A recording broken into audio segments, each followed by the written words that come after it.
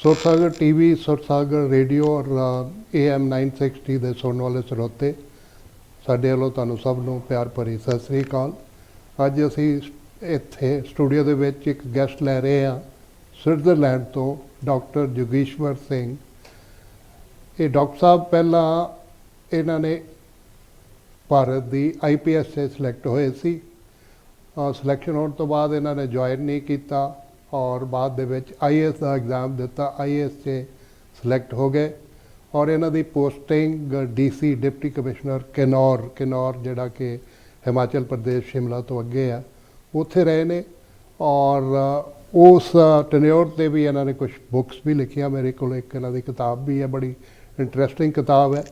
ਉਹ ਤੋਂ ਬਾਅਦ 'ਚ 1984 'ਚ ਇਹ ਜਿਸ ਤਰ੍ਹਾਂ ਡੈਸਟਨੀ ਹੁੰਦੀ ਹੈ, ਇਹਨਾਂ ਨੇ ਮਾਈਗ੍ਰੇਟ ਕਰ ਲਿਆ ਸਵਿਟਜ਼ਰਲੈਂਡ ਨੂੰ ਔਰ ਸਵਿਟਜ਼ਰਲੈਂਡ 'ਚ ਇਹਨਾਂ ਨੇ PhD ਕੀਤੀ ਜਰਮਨੀ ਤੋਂ। ਉਹ ਤੋਂ ਬਾਅਦ 'ਚ ਫਾਈਨੈਂਸ਼ੀਅਲ ਸੈਕਟਰ ਦੇ ਵਿਜ਼ਰਡ ਨੇ ਪੂਰੇ ਵਰਲਡ 'ਚ।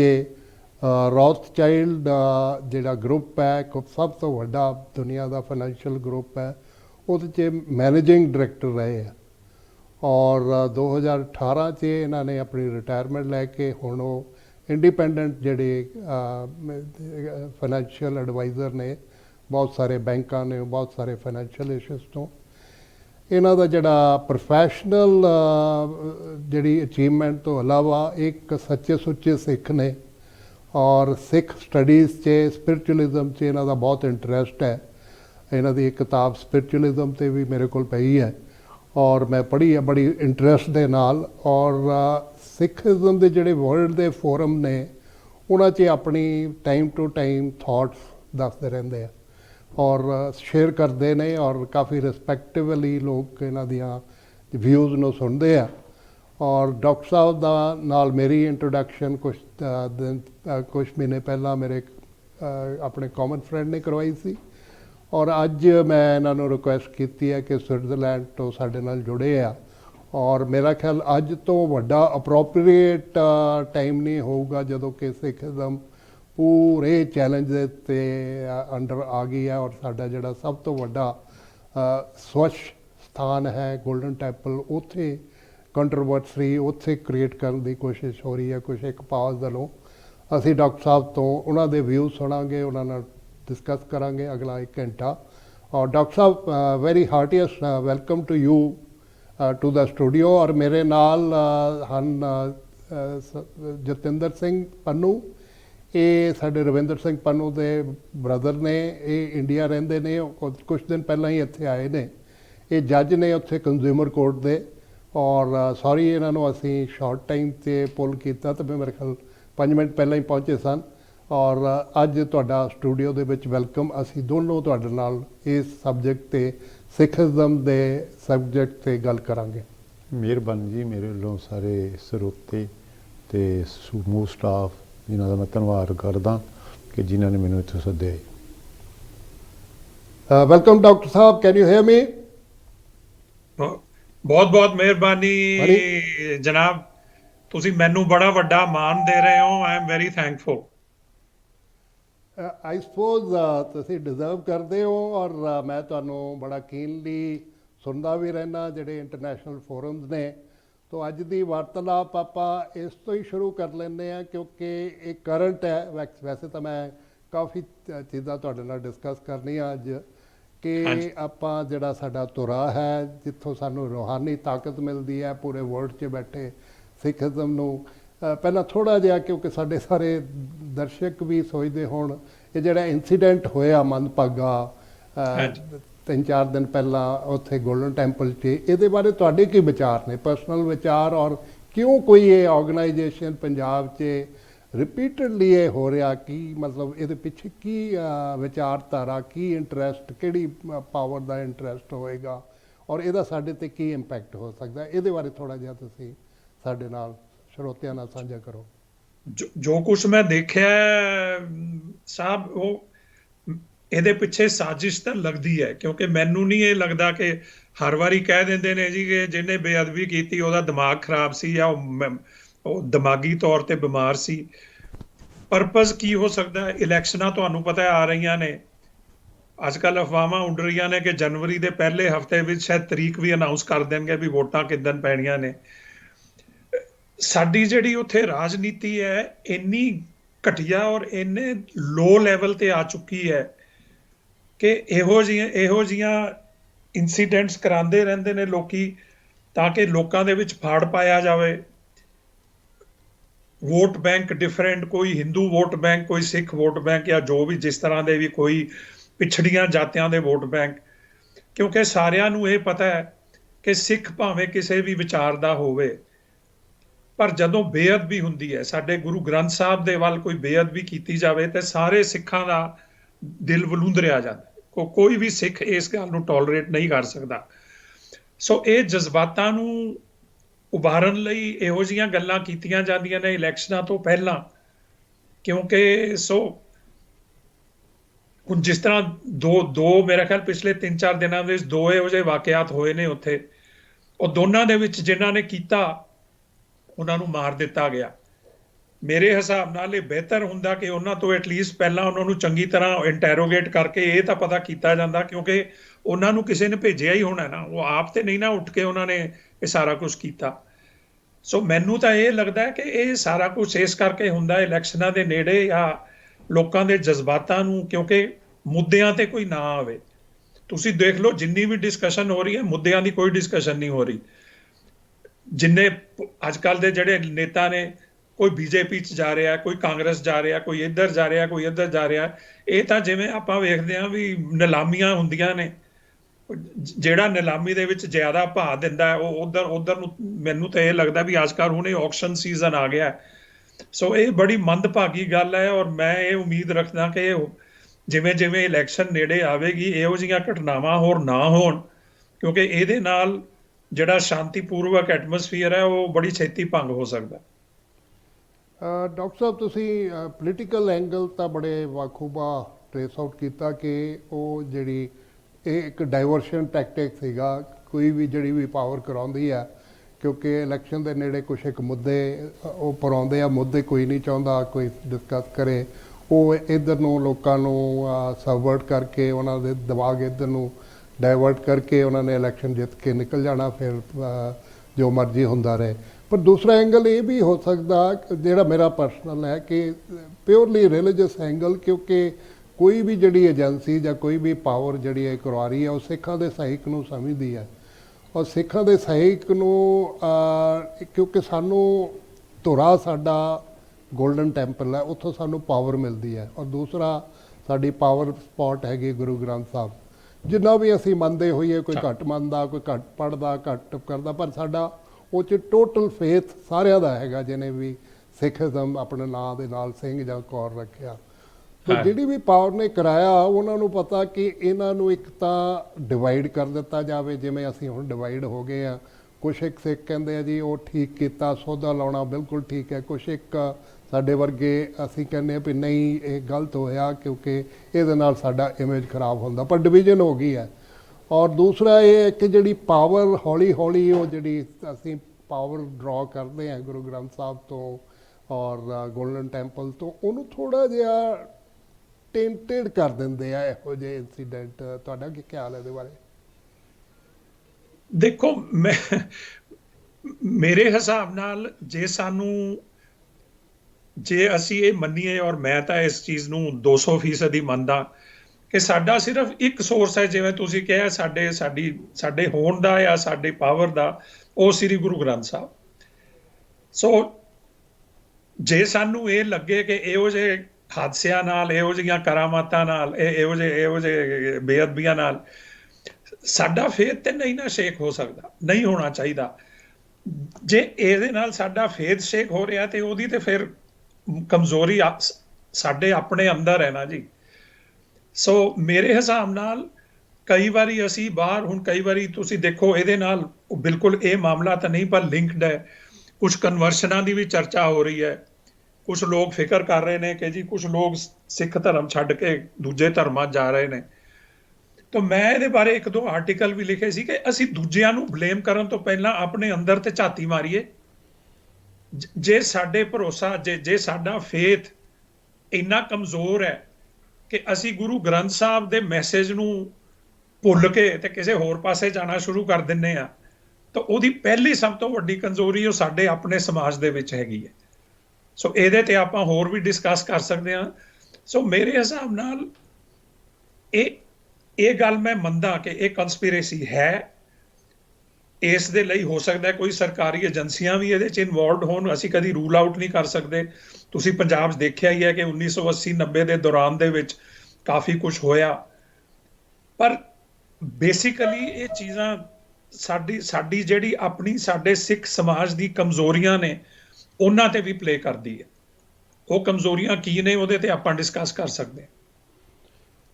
ਬਿਲਕੁਲ ਠੀਕ ਕਿਹਾ ਡਾਕਟਰ ਸਾਹਿਬ ਕਿ ਆਈ ਹੋਪ ਜਿਹੜਾ ਤੁਸੀਂ ਕਹਿੰਦੇ ਆ ਕਿ ਅਸੀਂ ਇੰਨੇ ਕਮਜ਼ੋਰ ਨਹੀਂ, ਸਾਡਾ ਫੇਥ ਇੰਨਾ ਕਮਜ਼ੋਰ ਨਹੀਂ ਹੈ, ਤੇ ਜੇ ਤਾਂ ਇਹ ਇੱਕ ਟੈਸਟ ਹੋ ਜਾਏਗਾ, ਤੇ ਜੇ ਤਾਂ ਇਹ ਅਸੀਂ ਨਹੀਂ, ਸਾਡਾ ਫੇਥ ਨਹੀਂ ਡੋਲਦਾ, ਤੇ ਇਹਦਾ ਮਤਲਬ ਏਜੰਸੀਆਂ ਫੇਲ ਹੁੰਦੀਆਂ। ਔਰ ਕਈ ਵਾਰੀ ਅਸੀਂ ਏਜੰਸੀਆਂ ਨੂੰ ਫੇਲ ਵੀ ਕੀਤਾ ਹੈ ਸਾਡੇ ਸਿੱਖੀਜ਼ਮ ਨੇ। ਔਰ ਖਾਸ ਕਰ ਜਿਹੜੀ ਫਾਰਮਰ ਦੀ ਮੂਵਮੈਂਟ ਹੋਈ ਹੈ, ਉਹਨੇ ਵੇਖ ਲਓ ਐਡੀ ਵੱਡੀ ਪਾਵਰ ਨੂੰ ਚੈਲੰਜ ਕਰਕੇ ਉਹਨੂੰ ਫੇਲ ਕੀਤਾ। ਪਰ ਦੂਸਰਾ ਜਿਹੜਾ ਐਂਗਲ ਤੁਸੀਂ ਕਿਹਾ ਕਨਵਰਸ਼ਨਸ ਹੋ ਰਹੀਆਂ, ਉਹ ਮੈਂ ਆਪ ਵੀ ਵੇਖੀਆਂ। ਖਾਸ ਕਰ ਮੈਂ 2 ਸਾਲ ਪਹਿਲਾਂ ਆਪਣੇ ਪਿੰਡ ਗਿਆ ਸੀ, ਉੱਥੇ ਮੈਂ ਹੈਰਾਨ ਹੋ ਗਿਆ, ਇੱਕ ਛੋਟਾ ਜਿਹਾ ਚਰਚ ਖੋਲ੍ਹਿਆ ਆ। ਮੈਂ ਕਦੀ ਨਹੀਂ ਸੋਚਿਆ ਸੀ ਕਿ ਸਾਡੇ ਪਿੰਡ 'ਚ ਉਹ ਚਰਚ ਹੋਏਗਾ।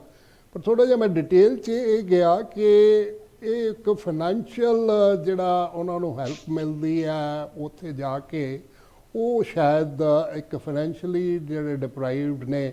ਤੁਹਾਨੂੰ ਯਾਦ ਹੋਣਾ ਕਿ ਜਦੋਂ ਤੁਸੀਂ ਯੰਗ ਸੀਗੇ ਕਿ ਨਾਰਥ ਈਸਟ 'ਚ ਬਹੁਤ ਸਾਰੇ ਕ੍ਰਿਸਚੈਨਿਟੀ ਨੇ ਇਨਰੋਡ ਪਾ ਲਈ, ਕਿਉਂਕਿ ਨਾਰਥ ਈਸਟ ਇੱਕ ਹਿੱਸਾ ਹਿੰਦੁਸਤਾਨ ਦਾ ਕਾਫੀ ਫਾਈਨੈਂਸ਼ੀਅਲੀ ਪਿੱਛੇ ਸੀਗਾ, ਔਰ ਉਹ ਲੋਕ ਕਾਫੀ ਕਨਵਰਟ ਵੀ ਹੋ ਗਏ ਆ। ਇਹ ਵੀ ਇੱਕ ਐਕਚੁਅਲੀ ਚੈਲੰਜ ਹੈ। ਇਹ ਤੋਂ ਪਹਿਲਾਂ ਆਪਾਂ ਤੁਹਾਡੇ ਵਿਚਾਰ ਪੁੱਛੇ, ਮੈਂ ਜਤਿੰਦਰ ਪੰਨੂ ਹੁਣਾਂ ਤੋਂ ਵੀ ਪੁੱਛਦਾ, ਕਿਉਂਕਿ ਹੁਣੇ ਪੰਜਾਬ ਤੋਂ ਆਏ ਆ। ਪਹਿਲਾਂ ਤਾਂ ਜਿਹੜਾ ਗੋਲਡਨ ਟੈਂਪਲ 'ਚ ਇੰਸੀਡੈਂਟ ਹੋਇਆ, ਉਹਦਾ ਪੋਲੀਟੀਕਲ ਇੰਪਲੀਕੇਸ਼ਨ, ਔਰ ਦੂਸਰਾ ਰਿਲੀਜੀਅਸ ਇੰਪਲੀਕੇਸ਼ਨ। ਫਿਰ ਮੈਂ ਤੁਹਾਡੇ ਕੋਲ ਆਪਾਂ ਥੋੜ੍ਹਾ ਜਿਹਾ ਇਹ 'ਤੇ ਕਨਵਰਸ਼ਨ ਬਾਰੇ ਵੀ ਡਿਸਕਸ ਕਰਦੇ, ਕਿਉਂਕਿ ਤੁਸੀਂ ਆਰਟੀਕਲ ਲਿਖੇ ਨੇ। ਪੰਨੂ ਸਾਹਿਬ, ਤੁਹਾਡਾ ਕੀ ਖਿਆਲ ਹੈ? ਜੀ, ਮੇਰਾ ਖਿਆਲ ਹੈ ਜੀ, ਜੋ ਮੈਂ ਉੱਥੇ ਵੇਖਦਾ ਵਾਂ, ਇੱਕ ਤਾਂ ਮਹਿੰਗਾਈ ਬਹੁਤ ਹੋ ਗਈ ਹੈ ਜੀ। ਮਹਿੰਗਾਈ ਹੋਣ ਦੇ ਨਾਲ ਜਿਹੜੀਆਂ ਕਮਜ਼ੋਰ ਵਰਗ ਆ, ਉਹ ਇਸ ਵੇਲੇ ਕਿਸੇ ਤਰ੍ਹਾਂ ਵੀ ਆਪਣਾ ਰੋਟੀ ਪਾਣੀ ਚਲਾਉਂਦੇ ਆਉਂਦੇ। ਕੋਈ ਧਰਮ ਦੇ ਨਾਂ 'ਤੇ ਚਲਾ ਲੈਣਾ, ਕਈਆਂ ਨੇ ਧਰਮ ਆਪ ਅਡਾਪਟ ਕਰ ਲਿਆ ਦੂਸਰੇ ਧਰਮਾਂ ਨੂੰ, ਕਈਆਂ ਨੇ ਉਹ ਸੰਸਥਾਵਾਂ ਹੀ ਖੋਲ੍ਹ ਲਈਆਂ ਵਾ, ਕਿਉਂਕਿ ਉਹਦੇ ਵਿੱਚ ਉਹਨਾਂ ਨੂੰ ਪੈਸਾ ਮਿਲਦਾ ਵਾ। ਭਾਵੇਂ ਉਹ ਜ਼ਰੂਰੀ ਨਹੀਂ ਵੀ ਕ੍ਰਿਸਚੈਨਿਟੀ ਨੂੰ ਕਹੋ ਜਾਂ ਕਿਸੇ ਨੂੰ ਵੀ, ਸਾਰਿਆਂ ਦੇ ਵਿੱਚ ਹੀ ਅੱਜ ਕੱਲ੍ਹ ਰਲ ਗੱਡ ਹੋਇਆ ਪਿਆ। ਕੋਈ ਵੀ ਬੰਦਾ ਜਿਹੜਾ ਵਾ ਉਹ ਆਪਣੇ ਦੂਸਰਾ ਲੀਡਰਸ਼ਿਪ ਜਿਹੜੀ ਆ ਨਾ, ਉਹਨਾਂ ਨੇ ਵੀ ਜ਼ਿਆਦਾ ਇਹਦਾ ਕੰਮ ਖਰਾਬ ਕਰਤਾ। ਜਦੋਂ ਵੋਟਾਂ ਆਉਂਦੀਆਂ ਜਾਂ ਜੋੜਨਾ ਹੁੰਦਾ ਬੰਦਿਆਂ ਨੂੰ ਆਪਣੇ ਨਾਲ, ਉਹ ਇਹੋ ਜਿਹੇ ਫਿਰ ਚਲਾਉਂਦੇ ਆ ਸਿਸਟਮ ਨੂੰ ਵੀ ਆਪਣੇ ਕੋਈ ਆਂਦਾ ਵਾ ਵੀ ਮੈਂ ਤੁਹਾਨੂੰ ਇਉਂ ਕਰ ਦੂੰ ਜੀ। ਕੋਈ ਦਬਕੇ ਨਾਲ ਵੀ ਕਰਨ ਵਾਲੇ ਆ। ਉਹ ਜਿਹੜਾ ਜਿੱਤ ਜਾਂਦਾ ਨਾ, ਉਹ ਤੇ 5 ਸਾਲ ਤੇ ਮੁੜ ਕੇ ਉਹ ਦਬਕੇ ਨਾਲ ਆਪਣੀ ਸਿਆਸਤ ਚਲਾਉਂਦਾ ਵੀ ਮੇਰੇ ਨਾਲ ਚੱਲੋਗੇ, ਨਹੀਂ ਤੇ ਤੁਹਾਡੇ ਦੇ ਪਰਚੇ ਹੋ ਜਾਣਗੇ, ਤੁਹਾਨੂੰ ਉਹ ਮਿਲੂਗਾ, ਤੁਹਾਨੂੰ ਉਹ ਮਿਲੂਗਾ, ਤੁਹਾਨੂੰ ਇਉਂ ਨਹੀਂ ਮਿਲੂਗਾ। ਕਣਕ ਹੀ ਆ ਜਿਵੇਂ ਉੱਥੇ ਉਦਾਹਰਨ, ਕਣਕਾਂ ਵਾ ਜਿਹੜੀਆਂ, ਜਦੋਂ ਜਿਹੜੀ ਸਰਕਾਰ ਆਉਂਦੀ ਉਹ ਆਪਣੇ ਬੰਦਿਆਂ ਨੂੰ ਮਰਜ਼ੀ ਨਾਲ ਕਣਕ ਦਿੰਦੀ ਆ, ਦੂਸਰੇ ਜਿਹੜੇ ਉਹ ਵਿਚਾਰੇ ਵਹਿੰਦੇ ਰਹਿ ਜਾਂਦੇ ਆ। ਇਹ ਜਿਹੜੀਆਂ ਚੀਜ਼ਾਂ ਨਾ, ਇਹ ਬੜੀਆਂ ਮੰਦਭਾਗੀਆਂ ਵਾ ਔਰ ਸਮਾਜ ਨੂੰ ਜਿਹੜੀਆਂ ਅਸਥਿਰ ਕਰਨ ਵਾਲੀਆਂ ਵਾ। ਕਿਉਂਕਿ ਉਹਦੇ ਵਿੱਚ ਜਿਹੜੇ ਬੰਦੇ ਹੁਣ ਗਰੀਬ ਆ, ਉਹਨਾਂ ਨੂੰ ਜਦੋਂ ਸਰਕਾਰ ਜਿਹੜੀ ਆਉਣੀ ਆ, ਉਹਨਾਂ ਨੇ ਆਖਣਾ ਜੀ ਆਓ ਤੁਹਾਨੂੰ ਅਸੀਂ ਆਪਣਾ ਸਿਸਟਮ ਲਾਗੂ ਕਰ ਦਿੰਦੇ ਤੁਹਾਡੇ, ਤੇ ਤੁਸੀਂ ਆਓ ਸਾਡੇ ਅੱਜ ਉੱਥੇ ਇਕੱਠੇ ਹੋ, ਫਲਾਨੀ ਥਾਂ ਇਕੱਠੇ ਹੋ। ਉਹ ਜਿਹੜੀਆਂ ਚੀਜ਼ਾਂ ਨਾ, ਇਹ ਵੀ ਬੜੀਆਂ ਇਹ ਸਮਾਜ ਨਾਲ ਵਿੱਚ ਜਿਹੜੀਆਂ ਵਾ ਘਾਲਾ ਮਾਲਾ ਹੋਣ ਡਿਆ। ਧਰਮ ਦਾ ਜਿਹੜਾ ਵਾ, ਧਰਮ ਦੇ ਵਿੱਚ ਜੇ ਦੱਸਿਆ ਜਾਵੇ ਨਾ ਕਈ ਵਾਰਾਂ, ਤੇ ਆਪ ਨੂੰ ਵੀ ਸ਼ਰਮ ਆਉਂਦੀ ਆ ਕਿ ਕੀ ਦੱਸੀਏ ਲੋਕਾਂ ਨੂੰ। ਧਰਮ ਦੇ ਨਾਂ ਦੇ ਉੱਤੇ ਨਿੱਕੇ ਨਿੱਕੇ ਡੇਰੇ ਬਣਾ ਦਿੱਤੇ ਜਾਂਦੇ ਆ। ਉੱਥੇ ਫਿਰ ਲੀਡਰ ਜਾਂਦੇ ਆ। ਲੀਡਰ ਫਿਰ ਜਿਹੜੇ ਆ ਉਹ ਬਾਬੇ ਦੀ, ਜਿਹੜੇ ਮਾੜੇ ਲੋਕ ਹੁੰਦੇ ਆ, ਉਹ ਆਂਦੇ ਜੀ ਬਾਬਾ ਜੀ ਫਲਾਣੇ ਦੇ ਫਲਾਣਾ ਲੀਡਰ ਆਇਆ ਸੀ, ਫਲਾਣਾ MLA ਆਇਆ ਸੀ। ਉਹ ਉਹਨਾਂ ਲੀਡਰਾਂ ਕੋਲ ਜਾਣੇ ਸ਼ੁਰੂ ਹੋ ਜਾਂਦੇ ਆ। ਜੋ ਮੈਂ ਵੇਖਿਆ ਉੱਥੇ ਹੁੰਦਾ, ਉਹਦੀ ਗੱਲ ਮੈਂ ਦੱਸ ਰਿਹਾ ਤੁਹਾਨੂੰ। ਉਹ ਲੀਡਰਾਂ ਕੋਲ ਜਾਂਦੇ ਆ ਤੇ ਫਲਾਣੇ ਜੀ ਬਾਬਿਆਂ ਕੋਲ ਜਾਂਦੇ ਆ ਵੀ ਸਾਡਾ ਜੀ ਆਹ ਕੰਮ ਆ, ਤੁਸੀਂ ਲੀਡਰ ਨੂੰ ਕਹਿ ਦਿਓ। ਤੇ ਲੀਡਰ ਅੱਗੇ ਹੀ ਜਿਹੜਾ ਹੁੰਦਾ ਉਹਨਾਂ ਦਾ ਪਾਸ਼ਕ ਹੁੰਦਾ ਬਣਿਆ, ਉਹਨੂੰ ਵੋਟਾਂ ਨਾ ਹੁੰਦੀ ਆ ਵੀ ਉਸ ਡੇਰੇ 'ਤੇ ਇੰਨੇ ਬੰਦੇ ਜਾ ਰਹੇ ਆ ਤੇ ਇਹ ਵੋਟਾਂ ਤੇ ਮੇਰੀਆਂ ਬੱਧੀਆਂ ਹੀ ਬੱਧੀਆਂ ਵਾ। ਸੋ ਇਹ ਕਰਕੇ ਨਾ ਕੋਈ ਸਮਝ ਨਹੀਂ ਆਉਂਦੀ ਵੀ ਕੋਈ ਕਿਹੜੇ ਪਾਸੇ ਉਹਨੂੰ ਚੀਜ਼ ਨੂੰ ਵੇਖਿਆ ਜਾਵੇ ਵੀ ਹੋ ਕੀ ਰਿਹਾ ਸਮਾਜ ਦੇ ਵਿੱਚ। ਯਾਨੀ ਕਿ ਗਰੀਬੀ ਵੀ ਜ਼ਿਆਦਾ, ਕੰਮ ਉੱਥੇ ਲੋਕ ਕਰਨਾ ਨਹੀਂ ਚਾਹੁੰਦੇ, ਲੀਡਰਾਂ ਨੇ ਆਪਣੇ ਹੱਥ ਪਾਵਰ ਲੈ ਲਈ ਆ ਜੋ ਵੀ ਹੈ। ਜਿਵੇਂ ਹੁਣ ਥਾਣਾ ਵਾ, ਥਾਣੇ ਦੇ ਵਿੱਚ ਇੱਕ ਉੱਥੋਂ ਦੇ ਲੋਕਲ MLA ਦਾ ਹੁਕਮ ਜਾਂਦਾ, ਨਾ ਕਿ ਉੱਥੇ SSP ਦਾ ਹੁਕਮ ਜਾਂਦਾ ਜਾਂ IG ਦਾ ਜਾਂ D, ਉਹ ਕਿਸੇ ਦਾ ਨਹੀਂ, ਉਹ MLA ਦੇ ਹੁਕਮ ਜਾਂਦੇ ਆ। ਜਦੋਂ MLA ਦਾ ਹੁਕਮ ਜਾਣਾ ਵਾ ਉੱਥੇ ਤੇ ਲੋਕਾਂ ਨੇ MLA ਕੋਈ ਜਾਣਾ, ਉਹਨੇ ਜੇ ਕੋਈ ਕੰਮ ਕਰਾਉਣਾ ਪੁਲਿਸ ਦਾ। ਅੱਜ ਕੱਲ੍ਹ ਆਮ ਹੀ ਬੱਚੇ ਆਪਣੇ ਬਾਹਰ ਆ ਜਾ ਰਹੇ ਆ, ਉਹਨਾਂ ਦੀ ਵੈਰੀਫਿਕੇਸ਼ਨ ਹੋ ਰਹੀਆਂ ਵਾ, ਉਹ ਵੈਰੀਫਿਕੇਸ਼ਨ ਹੀ ਨਹੀਂ ਕਰਦੇ। ਉਹ ਫਿਰ ਆਉਂਦੇ ਆ ਜੀ ਫਲਾਣਾ ਆ ਉਹ ਲੀਡਰ ਆ ਨਾ ਜੀ, ਉਹਦੇ ਮਾੜਾ ਜਿਹਾ ਟੈਲੀਫੋਨ ਕਰਾ ਦਿਓ। ਟੈਲੀਫੋਨ ਕਰਾਉਣ ਲਈ ਉਹ ਜਿਹੜੇ ਲੈ ਕੇ ਜਾਂਦੇ ਆ, ਉਹ ਆਉਂਦੇ ਜੀ ਬਸ ਹੁਣ ਇਹ ਇਸ ਪਾਰਟੀ 'ਚ ਆ ਜਾਣਾ ਆਪਣੀ, ਜਿੰਨੇ ਇਹਨਾਂ ਨੂੰ ਉਹ ਧਰਮ ਦੇ ਨਾਂ ਦੇ ਉੱਤੇ ਸਾਰਾ ਕੁਝ ਜਿਹੜਾ ਵਾ ਡਗਮਗਾ ਜਾਂਦਾ। ਇਹ ਜਿਹੜੀਆਂ ਮੇਨ ਦੋ ਗੱਲਾਂ ਮੈਂ ਵੇਖਿਆ ਉੱਥੇ ਬਹੁਤ ਜ਼ਿਆਦਾ ਨੁਕਸਾਨ ਸਾਡੇ ਧਰਮ ਦਾ ਤਾਂ ਜੇ ਚਲੋ ਬਚਾਅ ਆ, ਆਪਾਂ ਨੂੰ ਇਉਂ ਹੀ ਜਾਪਦਾ ਵਾ ਵੀ ਕਿਉਂਕਿ ਕਿਸੇ ਵੀ ਧਰਮ 'ਚ ਅਸੀਂ ਜਿਹੜਾ ਵੀ ਬੰਦਾ ਉਹ ਧਰਮ 'ਚ ਰਹਿੰਦਾ ਨਾ, ਉਹੀ ਕਹਿ ਦਿੰਦਾ ਸਾਡੇ 'ਤੇ ਜੀ ਬੁਰਾ ਹਾਲ ਆ, ਸਾਡੇ ਧਰਮ ਦਾ ਜੀ ਬੁਰਾ ਹਾਲ ਆ। ਅਤੇ ਜੇ ਦੂਸਰੇ 'ਤੇ ਵੀ ਵੇਖੋ ਜਾ ਕੇ ਹਾਲ ਉਹਦਾ ਵੀ ਉਹੀ ਹੋਇਆ ਹੁੰਦਾ। ਪਰ ਸਾਨੂੰ ਉਹਨਾਂ ਬੰਦਿਆਂ ਨੂੰ ਸਾਨੂੰ ਹੀ ਦੀਦਾ ਆਪਣਾ ਵੀ ਸਾਡਾ ਧਰਮ ਦਾ ਬੁਰਾ ਹਾਲ ਆ, ਦੂਸਰੇ ਦਾ ਖਰੇ ਚੰਗਾ ਵਾ। ਪਰ ਨਹੀਂ, ਜੇ ਤੁਸੀਂ ਚੰਗੀ ਤਰ੍ਹਾਂ ਜਾ ਕੇ ਵੇਖੋ ਨਾ, ਸਾਰਾ ਸਮਾਜ ਹੀ, ਸਾਰੇ ਧਰਮ ਹੀ ਇਸ ਵੇਲੇ ਖੋਖਲੇ ਹੋਏ ਪਏ ਆ। ਬਿਲਕੁਲ ਤੁਸੀਂ ਠੀਕ ਕਿਹਾ ਕਿ ਧਰਮ ਔਰ ਜਿਹੜੀ ਪੋਲੀਟਿਕਸ ਹੈ ਉਹ ਇੰਨੀ ਮਿਕਸਅਪ ਹੋ ਗਈ ਹੈ। ਵੈਸੇ ਤਾਂ ਇਹ ਧਰਮ ਔਰ ਪੋਲੀਟਿਕਸ ਡਾਕਟਰ ਸਾਹਿਬ ਸਾਡੇ ਸਿੱਖੀਜ਼ਮ 'ਚ ਤਾਂ ਮੇਰੀ ਪੀੜ੍ਹੀ ਦਾ ਸਿਧਾਂਤ, ਵੈਸੇ ਵੀ ਅਸੀਂ ਪਿੱਛੇ ਜਿਹੜੇ ਰਾਜੇ ਹੁੰਦੇ ਸੀਗੇ, ਧਰਮ ਗੁਰੂ ਹੁੰਦਾ ਸੀਗਾ, ਨਾਲ ਰਾਜਾ ਹੁੰਦਾ ਸੀ, ਮਤਲਬ ਦੋਨੋਂ। ਪਰ ਮੋਸਟਲੀ ਧਰਮ ਨੂੰ ਮੰਨਿਆ ਜਾਂਦਾ ਸੀਗਾ, ਧਰਮ ਤੋਂ ਇੰਸਪੀਰੇਸ਼ਨ ਲੈ ਕੇ ਰਾਜਾ ਕੰਮ ਕਰਦਾ ਹੁੰਦਾ, ਜਿਹੜਾ ਗੁੱਡ ਗਵਰਨੈਂਸ ਸੀਗੀ। ਪਰ ਇਸ ਵੇਲੇ ਧਰਮ ਇੰਨਾ ਯੂਜ਼ ਹੋ ਰਿਹਾ, ਆਪਾਂ ਸਭ ਤੋਂ ਪਹਿਲਾਂ ਜੇ ਆਪਣਾ ਸਿੱਖੀਜ਼ਮ ਦੇ ਧਰਮ ਦੀ ਡਿਟੀਓਰੇਸ਼ਨ ਕਰੀਏ, ਉਹਨੂੰ ਡਿਸਕਸ ਕਰੀਏ, ਧਰਮ ਦੇ ਜਿਹੜੇ ਹੈਗੇ ਉੱਥੇ ਆਪਾਂ ਕੀ ਫੀਲ ਕਰਦੇ ਹੋ, ਚਾਹੇ ਉਹ ਅਕਾਲ ਤਖਤ ਦੀ ਸ਼ਕਤੀ ਹੋਵੇ, ਉਹ ਜਥੇਦਾਰ ਸਾਹਿਬ ਦੀ, ਜਾਂ ਫਿਰ ਸਾਡੇ SGPC। ਤੁਸੀਂ ਪਿੱਛੇ ਜਿਹੇ ਕੁਛ ਇੱਕ ਸੁਝਾਅ ਵੀ ਦਿੱਤੇ ਸੀ ਕਿ SGPC ਨੂੰ, ਕਿਉਂਕਿ SGPC 'ਚ ਹੁਣ ਸੁਣ ਵੀ ਰਿਹਾ ਇਹਨਾਂ ਦੀਆਂ ਵੋਟਿੰਗ ਵਗੈਰਾ ਹੋ ਰਹੀਆਂ, ਤਾਂ ਅਸੀਂ ਪੰਨੂ ਸਾਹਿਬ ਤੋਂ ਵੀ ਲਵਾਂਗੇ, ਤੁਸੀਂ ਇਹਦੇ ਬਾਰੇ ਥੋੜ੍ਹਾ ਜਿਹਾ ਦੱਸੋ। ਕਿਉਂਕਿ ਮੈਂ ਮੰਨਦਾ ਕਿ ਯੈਸ, ਜਿੱਦਾਂ ਪੰਨੂ ਸਾਹਿਬ ਨੇ ਕਿਹਾ ਕਿ ਬਾਕੀ ਧਰਮਾਂ 'ਚ ਵੀ ਬਹੁਤ ਬੁਰਾ ਹਾਲ ਹੈ, ਉਹਨਾਂ 'ਚ ਵੀ ਬਹੁਤ ਡਿਟੀਓਰੇਸ਼ਨ ਹੈ, ਪਰ ਅਸੀਂ ਆਪਣੇ ਆਪ ਨੂੰ ਧਰਮ 'ਚ, ਸਿੱਖੀਜ਼ਮ 'ਚ ਪ੍ਰਾਈਡ ਲੈਂਦੇ ਰਹੇ ਹਾਂ, ਕਿਉਂਕਿ ਅਸੀਂ 500 ਸਾਲ ਯੰਗੈਸਟ ਧਰਮ ਹੈ। ਬਾਕੀ ਜਿਹੜੇ ਕੁਰੀਤੀਆਂ ਨੂੰ ਛੱਡ ਕੇ ਅਸੀਂ ਨਵੀਆਂ ਚੀਜ਼ਾਂ ਸਾਨੂੰ ਗੁਰੂਆਂ ਨੇ ਦਿੱਤੀਆਂ, ਅਤੇ ਸਾਨੂੰ ਤਾਂ ਆਪਣਾ ਹਾਲੇ ਵੀ ਬੈਸਟ ਹੀ ਦੇਖਣਾ ਚਾਹੀਦਾ। ਤੋ ਇਹ ਆਪਾਂ SGPC ਤੋਂ ਜੇ ਸ਼ੁਰੂ ਕਰੀਏ, ਡਾਕਟਰ ਸਾਹਿਬ ਜੇ ਤੁਸੀਂ ਥੋੜ੍ਹਾ ਜਿਹਾ ਆਪਣੇ ਵਿਚਾਰ ਦਿਓ, ਉਹਦੀ improvement shortly, 2-3 major point, and then ਆਪਾਂ ਅਕਾਲ ਤਖਤ ਦੀ ਸ਼ਕਤੀ ਤੋਂ ਜਾਂ ਅਕਾਲ ਤਖਤ ਦੇ ਜਥੇਦਾਰ ਸਾਹਿਬ ਦਾ ਰੋਲ, ਇਹ 'ਤੇ ਆਪਾਂ ਥੋੜ੍ਹਾ ਜਿਹਾ ਵਿਚਾਰ ਕਰ ਲਈਏ। ਦੇਖੋ, SGPC ਤੋਂ ਪਹਿਲਾਂ ਮੈਂ ਇਹ ਕਹਿਣਾ ਚਾਹੂੰਗਾ ਕਿ ਬਾਕੀ ਧਰਮਾਂ ਨੂੰ ਦੇਖਣ ਤੋਂ ਪਹਿਲਾਂ ਸਾਨੂੰ ਆਪਣੇ ਅੰਦਰ ਝਾਤੀ ਮਾਰਨੀ ਚਾਹੀਦੀ ਹੈ। ਤੁਸੀਂ ਇਹ ਬਿਲਕੁਲ ਠੀਕ ਕਿਹਾ ਕਿ ਗੁਰੂਆਂ ਨੇ ਸਾਨੂੰ ਇੱਕ ਨਵਾਂ ਰਸਤਾ ਦੱਸਿਆ, ਇੱਕ ਪੰਥ ਦਿੱਤਾ। ਸਵਾਲ ਇਹ ਹੈ, ਕੁਝ ਸਾਲ ਪਹਿਲਾਂ ਸਰ ਮੈਂ ਇੱਕ ਆਰਟੀਕਲ ਲਿਖਿਆ ਸੀ, ਉਹਦਾ ਮੈਂ ਟਾਈਟਲ ਰੱਖਿਆ ਸੀ are Sikhs fit for Sikhism, Sikhi. ਤੇ ਉਹ ਛਾਪਣ ਲੱਗਿਆ, ਉਹ ਜਿਨ੍ਹਾਂ ਨੇ ਛਾਪਣਾ ਸੀ ਉਹਨਾਂ ਨੇ ਉਹਦਾ ਟਾਈਟਲ ਚੇਂਜ ਕਰਤਾ। ਸੋ ਅਸੀਂ ਆਪਣੇ ਅੰਦਰ ਜੇ ਮੈਂ ਜਦੋਂ ਝਾਤੀ ਮਾਰਦਾ ਤਾਂ ਮੈਨੂੰ ਕੀ ਦਿਸਦਾ? ਮੈਨੂੰ ਇਹ ਦਿਸਦਾ ਕਿ ਜਦੋਂ ਅਸੀਂ ਲੋਕਾਂ ਨੂੰ, ਬਾਹਰਲਿਆਂ ਨੂੰ, ਮੈਂ SGPC ਤੇ ਆਵਾਂਗਾ ਜੀ, ਮੈਨੂੰ 2 ਮਿੰਟ ਦੇਣਾ, ਕਿਉਂਕਿ ਇਹ ਮੇਰੇ ਹਿਸਾਬ ਨਾਲ ਇਹ ਬਹੁਤ ਵੱਡਾ ਪੁਆਇੰਟ ਹੈ। ਬਿਲਕੁਲ doctor Sahib, please take your time. ਲੋਕਾਂ ਨੂੰ ਇਹ ਕਹਿੰਦੇ ਆ, ਬੜੀ ਵਾਰੀ ਮੈਨੂੰ, ਜਿਸ ਤਰ੍ਹਾਂ ਹੁਣ ਮੈਂ ਬਾਹਰ ਰਹਿਣਾ, ਮੈਨੂੰ 40 ਸਾਲ ਹੋ ਚੱਲੇ ਨੇ ਹਿੰਦੁਸਤਾਨ ਤੋਂ ਬਾਹਰ ਰਹਿੰਦੇ ਆ, ਲੋਕੀ ਪੁੱਛਦੇ ਨੇ ਕਿ ਜੀ ਤੁਹਾਡਾ ਧਰਮ ਹਿੰਦੂ ਧਰਮ ਨਾਲੋਂ ਕਿਵੇਂ ਫਰਕ ਹੈ? ਤੇ ਮੈਂ ਉਹਨਾਂ ਨੂੰ ਇਹ ਕਹਿਣਾ ਕਿ ਕੋਈ ਬਾਕੀ ਰਸਤੇ ਤੇ ਸਾਰੇ ਧਰਮਾਂ ਦੇ ਇੱਕੋ ਹੀ ਨੇ, ਉਹਨਾਂ ਅਲਟੀਮੇਟ ਜਿਹੜਾ ਡੈਸਟੀਨੇਸ਼ਨ ਹੈ ਉਹ ਤੇ ਸਾਰਿਆਂ ਲਈ ਇੱਕੋ ਹੀ ਹੈ। ਤੇ ਉਹ ਕਹਿੰਦੇ ਨੇ ਜੀ ਸਾਨੂੰ, ਤੁਹਾਡੇ ਜਿਹੜੇ ਬਾਕੀ ਸਿੱਖ ਨੇ, ਉਹ ਕਹਿੰਦੇ ਨੇ ਕਿ ਸਾਡੇ ਫੋਰ ਐਗਜ਼ਾਮਪਲ ਕਾਸਟ ਸਿਸਟਮ ਨਹੀਂ ਹੈਗਾ ਸਿੱਖੀ ਦੇ ਵਿੱਚ।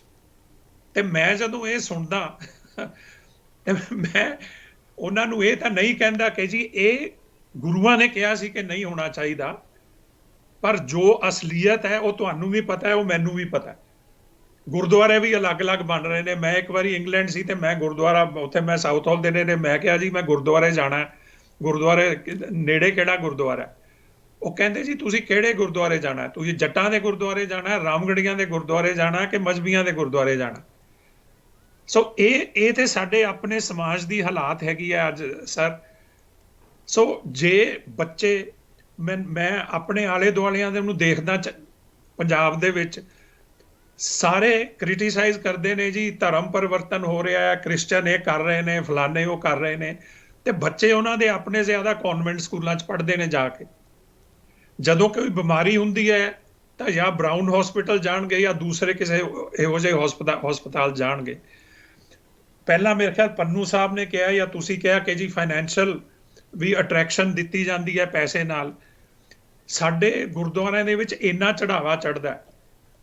ਹੁਣ ਮੈਂ SGPC ਤੇ ਆਵਾਂ, ਜਿਹੜੇ ਇੰਸਟੀਟਿਊਸ਼ਨਸ SGPC ਚਲਾ ਰਹੀ ਹੈ, ਜੇ ਉਹਨਾਂ ਦੇ ਵਿੱਚ ਐਜੂਕੇਸ਼ਨਲ ਕੁਆਲਿਟੀ ਜਾਂ ਜੇ ਉਹਨਾਂ ਦੇ ਵਿੱਚ ਜਿਹੜੀਆਂ ਫੈਸਿਲਿਟੀਜ਼ ਨੇ ਜਾਂ ਜਿਹੜੇ ਸਾਡੇ ਹਸਪਤਾਲ ਨੇ, ਜੇ ਉਹਨਾਂ ਦੇ ਵਿੱਚ ਅਸੀਂ ਬਾਕੀਆਂ ਦੇ ਨਾਲੋਂ ਬਿਹਤਰ ਫੈਸਿਲਿਟੀਜ਼ ਦਈਏ ਤੇ ਲੋਕੀ ਕਿਉਂ ਦੂਜੀਆਂ ਥਾਵਾਂ ਤੇ ਜਾਣਗੇ। ਸੋ ਉੱਥੇ ਵੀ ਝਾਤੀ ਤੇ ਸਾਨੂੰ ਆਪਣੇ ਅੰਦਰ ਮਾਰਨੀ ਚਾਹੀਦੀ ਹੈ। ਅਸੀਂ ਤੋਤਿਆਂ ਵਾਂਗੂ ਰਟਦੇ ਹਾਂ, ਗੁਰੂ ਗ੍ਰੰਥ ਸਾਹਿਬ ਦੇ ਸ਼ਬਦ ਵੀ ਪੜ੍ਹਦੇ ਹਾਂ, ਅਸੀਂ ਇਹ ਵੀ ਪੜ੍ਹਦੇ ਹਾਂ ਕਿ ਦੇਖੋ ਸਿੱਖੀ ਦਾ ਮੇਰੇ ਹਿਸਾਬ ਨਾਲ ਸਭ ਤੋਂ ਦੋ ਬਹੁਤ ਵੱਡੀਆਂ ਗੱਲਾਂ ਨੇ ਜੋ ਗੁਰੂ ਸਾਹਿਬ ਨੇ ਸਾਨੂੰ ਦਿੱਤੀਆਂ ਨੇ। ਇੱਕ ਤਾਂ ਇਹ ਹੈ ਕਿ ਗੁਰੂ ਸਾਹਿਬ ਨੇ ਸਾਨੂੰ ਹੌਸਲਾ, ਚੜ੍ਹਦੀ ਕਲਾ ਦਾ ਜਿਹੜਾ ਕਨਸੈਪਟ ਦਿੱਤਾ, ਤੇ ਇੱਕ ਉਹਨਾਂ ਨੇ ਸਾਨੂੰ ਜਿਹੜੇ ਫਜ਼ੂਲ ਦੇ ਰਿਚੁਅਲ ਸੀਗੇ, ਰਿਚੁਅਲਿਜ਼ਮ ਤੋਂ ਉਹਨਾਂ ਨੇ ਸਾਨੂੰ ਕੱਢਣ ਲਈ ਉਹਨਾਂ ਨੇ ਸਾਨੂੰ ਰਸਤਾ ਦੱਸਿਆ। ਪਰ ਅੱਜ ਵੀ ਤੁਸੀਂ ਦੇਖੋ ਵੀ ਕਿੰਨੀਆਂ ਸਿੱਖ ਔਰਤਾਂ, ਕੋਈ ਕਰਵਾ ਚੌਥ ਦਾ ਵਰਤ ਰੱਖ ਰਹੀ ਹੈ, ਕੋਈ ਕੁਛ ਕਰ ਰਹੀ ਹੈ, ਕੋਈ। ਸੋ ਅਸੀਂ ਗੱਲਾਂ ਤੇ ਜ਼ਰੂਰ ਕਰੀ ਜਾਂਦੇ ਹਾਂ, ਪਰ ਸਾਡੇ ਸਮਾਜ ਦੇ ਵਿੱਚ ਜੋ ਗੁਰੂਆਂ ਦਾ ਅਸਲੀ ਮੈਸੇਜ ਹੈ ਉਹ ਹਾਲੇ ਤਾਈਂ ਪਰਕੂਲੇਟ ਨਹੀਂ ਕੀਤਾ ਜ਼ਿਆਦਾ, ਮੈਨੂੰ ਤਾਂ ਇਹ ਲੱਗਦਾ। ਹੁਣ ਗੱਲ ਆਈ SGPC ਦੀ। ਅਸੀਂ ਕਹਿੰਦੇ ਹਾਂ ਜੀ ਪਾਰਲੀਮੈਂਟ ਹੈ ਸਿੱਖਾਂ ਦੀ। ਮੈਂ ਉਹਦੇ 'ਚ ਕੁਝ ਸੁਜੈਸ਼ਨ ਦਿੱਤੀਆਂ ਸੀ, ਤੁਸੀਂ ਪੜ੍ਹਿਆ ਹੋਣਾ। ਪਹਿਲੀ ਗੱਲ ਤਾਂ ਇਹ ਹੈ ਕਿ ਇਲੈਕਸ਼ਨ ਹੋਣੀ ਚਾਹੀਦੀ ਹੈ ਹਰ 5 ਸਾਲ ਦੇ ਬਾਅਦ। ਕਈ ਵਾਰੀ 15 ਸਾਲ ਨਹੀਂ ਹੁੰਦੀ, ਕਈ ਵਾਰੀ 10 ਸਾਲ ਨਹੀਂ ਹੁੰਦੀ, ਤੇ ਕਿਸੇ ਦੀ ਸਿਹਤ ਤੇ ਫਰਕ ਨਹੀਂ ਪੈਂਦਾ। ਕਿਉਂਕਿ SGPC ਅੱਜ ਜੇ ਤੁਸੀਂ ਅਸਲੀਅਤ 'ਚ ਦੇਖੋ ਤੇ ਨਾ ਸਿਰਫ ਇੱਕ ਪੋਲੀਟੀਕਲ ਪਾਰਟੀ ਦੇ ਕਬਜ਼ੇ 'ਚ ਹੈ, ਇੱਕ ਪਰਿਵਾਰ ਦੇ ਕਬਜ਼ੇ 'ਚ ਹੈ। ਸੋ ਮੈਂ ਤੇ ਸੁਜੈਸ਼ਨ ਇਹ ਦਿੱਤੀ ਹੈ ਬੜੀ ਵਾਰੀ ਕਿ SGPC ਦੀਆਂ ਇਲੈਕਸ਼ਨਾਂ ਦੇ ਵਿੱਚ ਪੋਲੀਟੀਸ਼ੀਅਨਾਂ ਨੂੰ ਬੈਨ ਕਰ ਦੇਣਾ ਚਾਹੀਦਾ। ਪੋਲੀਟੀਸ਼ੀਅਨ ਨੂੰ ਕੋਈ ਅਲਾਉ ਨਹੀਂ ਕਰਨਾ ਚਾਹੀਦਾ ਕਿ ਉਹ SGPC ਦੀ ਇਲੈਕਸ਼ਨ ਲੜ ਸਕੇ। SGP ਦੀ ਇਲੈਕਸ਼ਨ ਓਪਨ ਹੋਣੀ ਚਾਹੀਦੀ ਹੈ ਪ੍ਰੋਫੈਸਰਾਂ ਲਈ, ਸਕਾਲਰਸ ਲਈ, ਰਾਗੀ ਸਿੰਘਾਂ ਲਈ, ਕੀਰਤਨੀਆਂ ਲਈ, ਇੰਟੈਲੈਕਚੁਅਲਸ ਲਈ, ਜ਼ਮੀਨਦਾਰਾਂ ਲਈ। ਪੋਲੀਟੀਸ਼ੀਅਨਸ ਨੂੰ ਅਲਾਉ ਨਹੀਂ ਕਰਨਾ ਚਾਹੀਦਾ ਉਹਦੇ ਵਿੱਚ। ਦੂਜੀ ਗੱਲ, ਹਰ 5 ਸਾਲ ਬਾਅਦ ਹੋਣੀ ਚਾਹੀਦੀ ਹੈ ਰੈਗੂਲਰਲੀ, ਔਰ 2 ਟਰਮ ਤੋਂ ਜ਼ਿਆਦਾ ਕਿਸੇ ਨੂੰ ਰਹਿਣ ਨਹੀਂ ਦੇਣਾ ਚਾਹੀਦਾ। ਅਮਰੀਕਾ ਦੇ ਵਿੱਚ ਤੁਸੀਂ ਦੇਖਿਆ ਪ੍ਰੈਜ਼ੀਡੈਂਸ਼ੀਅਲ ਟਰਮ ਤੇ 2 ਟਰਮ ਦੀ ਲਿਮਿਟ ਹੈਗੀ ਹੈ, ਮੈਕਸਿਮਮ 2 ਟਰਮ ਦੀ ਲਿਮਿਟ ਹੋਣੀ ਚਾਹੀਦੀ ਹੈ। ਕਿਉਂਕਿ ਉਹਦੇ ਨਾਲ ਇਹ ਹੈ ਕਿ ਜੇ ਉਹੀ ਮੈਂਬਰ ਸਾਰੇ ਹਮੇਸ਼ਾ 15, 20, 25 ਸਾਲ ਰਹੀ ਜਾਣਗੇ ਤੇ ਉਹ ਕੋਈ ਰੀਨਿਊਅਲ ਨਹੀਂ ਹੁੰਦਾ, ਨਿਊ ਬਲੱਡ, ਨਵਾਂ ਖੂਨ ਉਹ ਆਣ ਨਹੀਂ ਦਿੰਦੇ। ਦੂਜੀ ਗੱਲ। ਤੀਸਰੀ ਗੱਲ, ਕੋਈ ਪ੍ਰੋਪਰ ਆਡਿਟ ਨਹੀਂ ਹੈਗਾ ਉਹਨਾਂ ਦੇ ਫਾਈਨੈਂਸਿਸ ਦਾ, ਕੋਈ ਪ੍ਰੋਪਰ ਬੈਲੈਂਸ ਸ਼ੀਟ ਨਹੀਂ ਹੋ ਰਹੀ। ਜਿਹੜੇ ਲੋਕੀ ਇੰਨੀ ਸ਼ਰਧਾ ਨਾਲ ਹਰ ਗੁਰਦੁਆਰੇ 'ਚ, ਖਾਸ ਕਰਕੇ ਹਰਮੰਦਰ ਸਾਹਿਬ ਜਾਂ ਬਾਕੀ ਥਾਵਾਂ ਤੇ ਵੀ ਜਿਹੜੇ ਲੋਕ ਜਾ ਕੇ ਡੋਨੇਸ਼ਨਸ ਦਿੰਦੇ ਨੇ ਜਾਂ ਚੜਾਵਾ ਚੜਾਉਂਦੇ ਨੇ। ਕੁਝ ਸਾਲ ਪਹਿਲਾਂ ਮੇਰੇ ਵੱਡੇ ਭਰਾ ਜਿਹੜੇ IAS ਸੀਗੇ, ਉਹਨਾਂ ਨੂੰ ਇੱਕ ਬੜੇ ਵੱਡੇ, ਉਸ ਵੇਲੇ ਸ਼ਾਇਦ ਪੁਰਾਣੇ ਮੁੱਖ ਮੰਤਰੀ ਨੇ ਪੁੱਛਿਆ ਕਿ ਜੀ ਸਾਨੂੰ ਕੋਈ ਤੁਸੀਂ ਸੁਝਾਅ ਦਿਓ। ਮੇਰੇ ਵੱਡੇ ਭਾਈ ਸਾਹਿਬ ਪੰਜਾਬ ਗਏ, ਉਹਨਾਂ ਨੇ SGPC ਉਹ ਦਫ਼ਤਰ ਵੀ ਗਏ। ਉਹਨਾਂ ਨੇ ਫਿਰ ਆ ਕੇ ਚਿੱਠੀ ਲਿਖੀ 5-6 ਸਫ਼ੇ ਦੀ, ਉਹਦੇ ਵਿੱਚ ਉਹਨਾਂ ਨੇ ਸੁਜੈਸ਼ਨ ਦਿੱਤੀਆਂ ਕਿ ਫਾਈਨੈਂਸ਼ੀਅਲੀ ਵੀ ਕਿਵੇਂ ਆਡਿਟਿੰਗ ਵਗੈਰਾ ਇੰਪਰੂਵ, ਬਿਹਤਰ ਹੋਣੀ ਚਾਹੀਦੀ ਹੈ। ਉਹ ਕਿਸੇ ਨੇ ਉਹਦਾ ਜਵਾਬ ਤੱਕ ਨਹੀਂ ਦਿੱਤਾ। ਸੋ ਇਹ ਸਾਰੀਆਂ ਗੱਲਾਂ ਨਾਲ ਇਹ ਹੈ ਕਿ ਸਾਡੇ ਲੋਕਾਂ ਨੂੰ SGPC ਤੇ ਭਰੋਸਾ ਨਹੀਂ ਹੈਗਾ। ਤੁਸੀਂ ਦੇਖੋ ਵੀ ਜ਼ਿਆਦਾ ਜਿਹੜੇ ਪੜ੍ਹੇ ਲਿਖੇ ਸਿੱਖ ਨੇ ਉਹ ਵੋਟ ਪਾਉਣ ਜਾਂਦੇ ਹੀ ਨਹੀਂ, ਕਿਉਂਕਿ ਉਹਨਾਂ ਨੂੰ ਇਹ ਪਤਾ ਕਿ ਜੋ ਮਰਜ਼ੀ ਕਰੀ ਜਾਓ। ਬੇਸਿਕਲੀ ਤੇ ਉਹ ਪੋਲੀਟੀਕਲ ਪਾਰਟੀ ਹੈ, ਇੱਕ ਪਰਿਵਾਰ ਨਹੀਂ। ਉਹ ਲਿਫਾਫਿਆਂ ਦੇ ਵਿੱਚ ਫੈਸਲੇ ਕਰਕੇ ਭੇਜ ਦੇਣੇ ਨੇ, ਉਹ ਲਿਫਾਫੇ ਕੱਢ ਕੇ ਸਾਰਾ ਕੁਝ ਅਨਾਉਂਸ ਹੋਈ ਜਾਂਦਾ। ਤਾਂ ਪਾਰਲੀਮੈਂਟ ਕਾਹਦੀ ਹੈ? ਸੋ ਇਹ ਗੱਲ ਹੈ। ਫਾਈਨੈਂਸ਼ੀਅਲ ਸਾਈਡ ਤੇ ਕੋਈ ਉਹ ਨਹੀਂ ਹੈਗਾ। ਜੇ ਅਸੀਂ ਇਹ ਸਾਰੀਆਂ ਚੀਜ਼ਾਂ ਨੂੰ, ਸੋ ਮੈਂ 1-2 ਹੋਰ ਗੱਲਾਂ ਦੱਸੀਆਂ ਸੀ। ਮੈਂ ਅੰਗਰੇਜ਼ੀ 'ਚ ਜੀ ਇੱਕ ਪੈਰਾਗ੍ਰਾਫ ਪੜ੍ਹਾਂ ਜੋ ਮੇਰਾ ਸੁਝਾਅ ਹੈ। ਹਾਂਜੀ ਬਿਲਕੁਲ।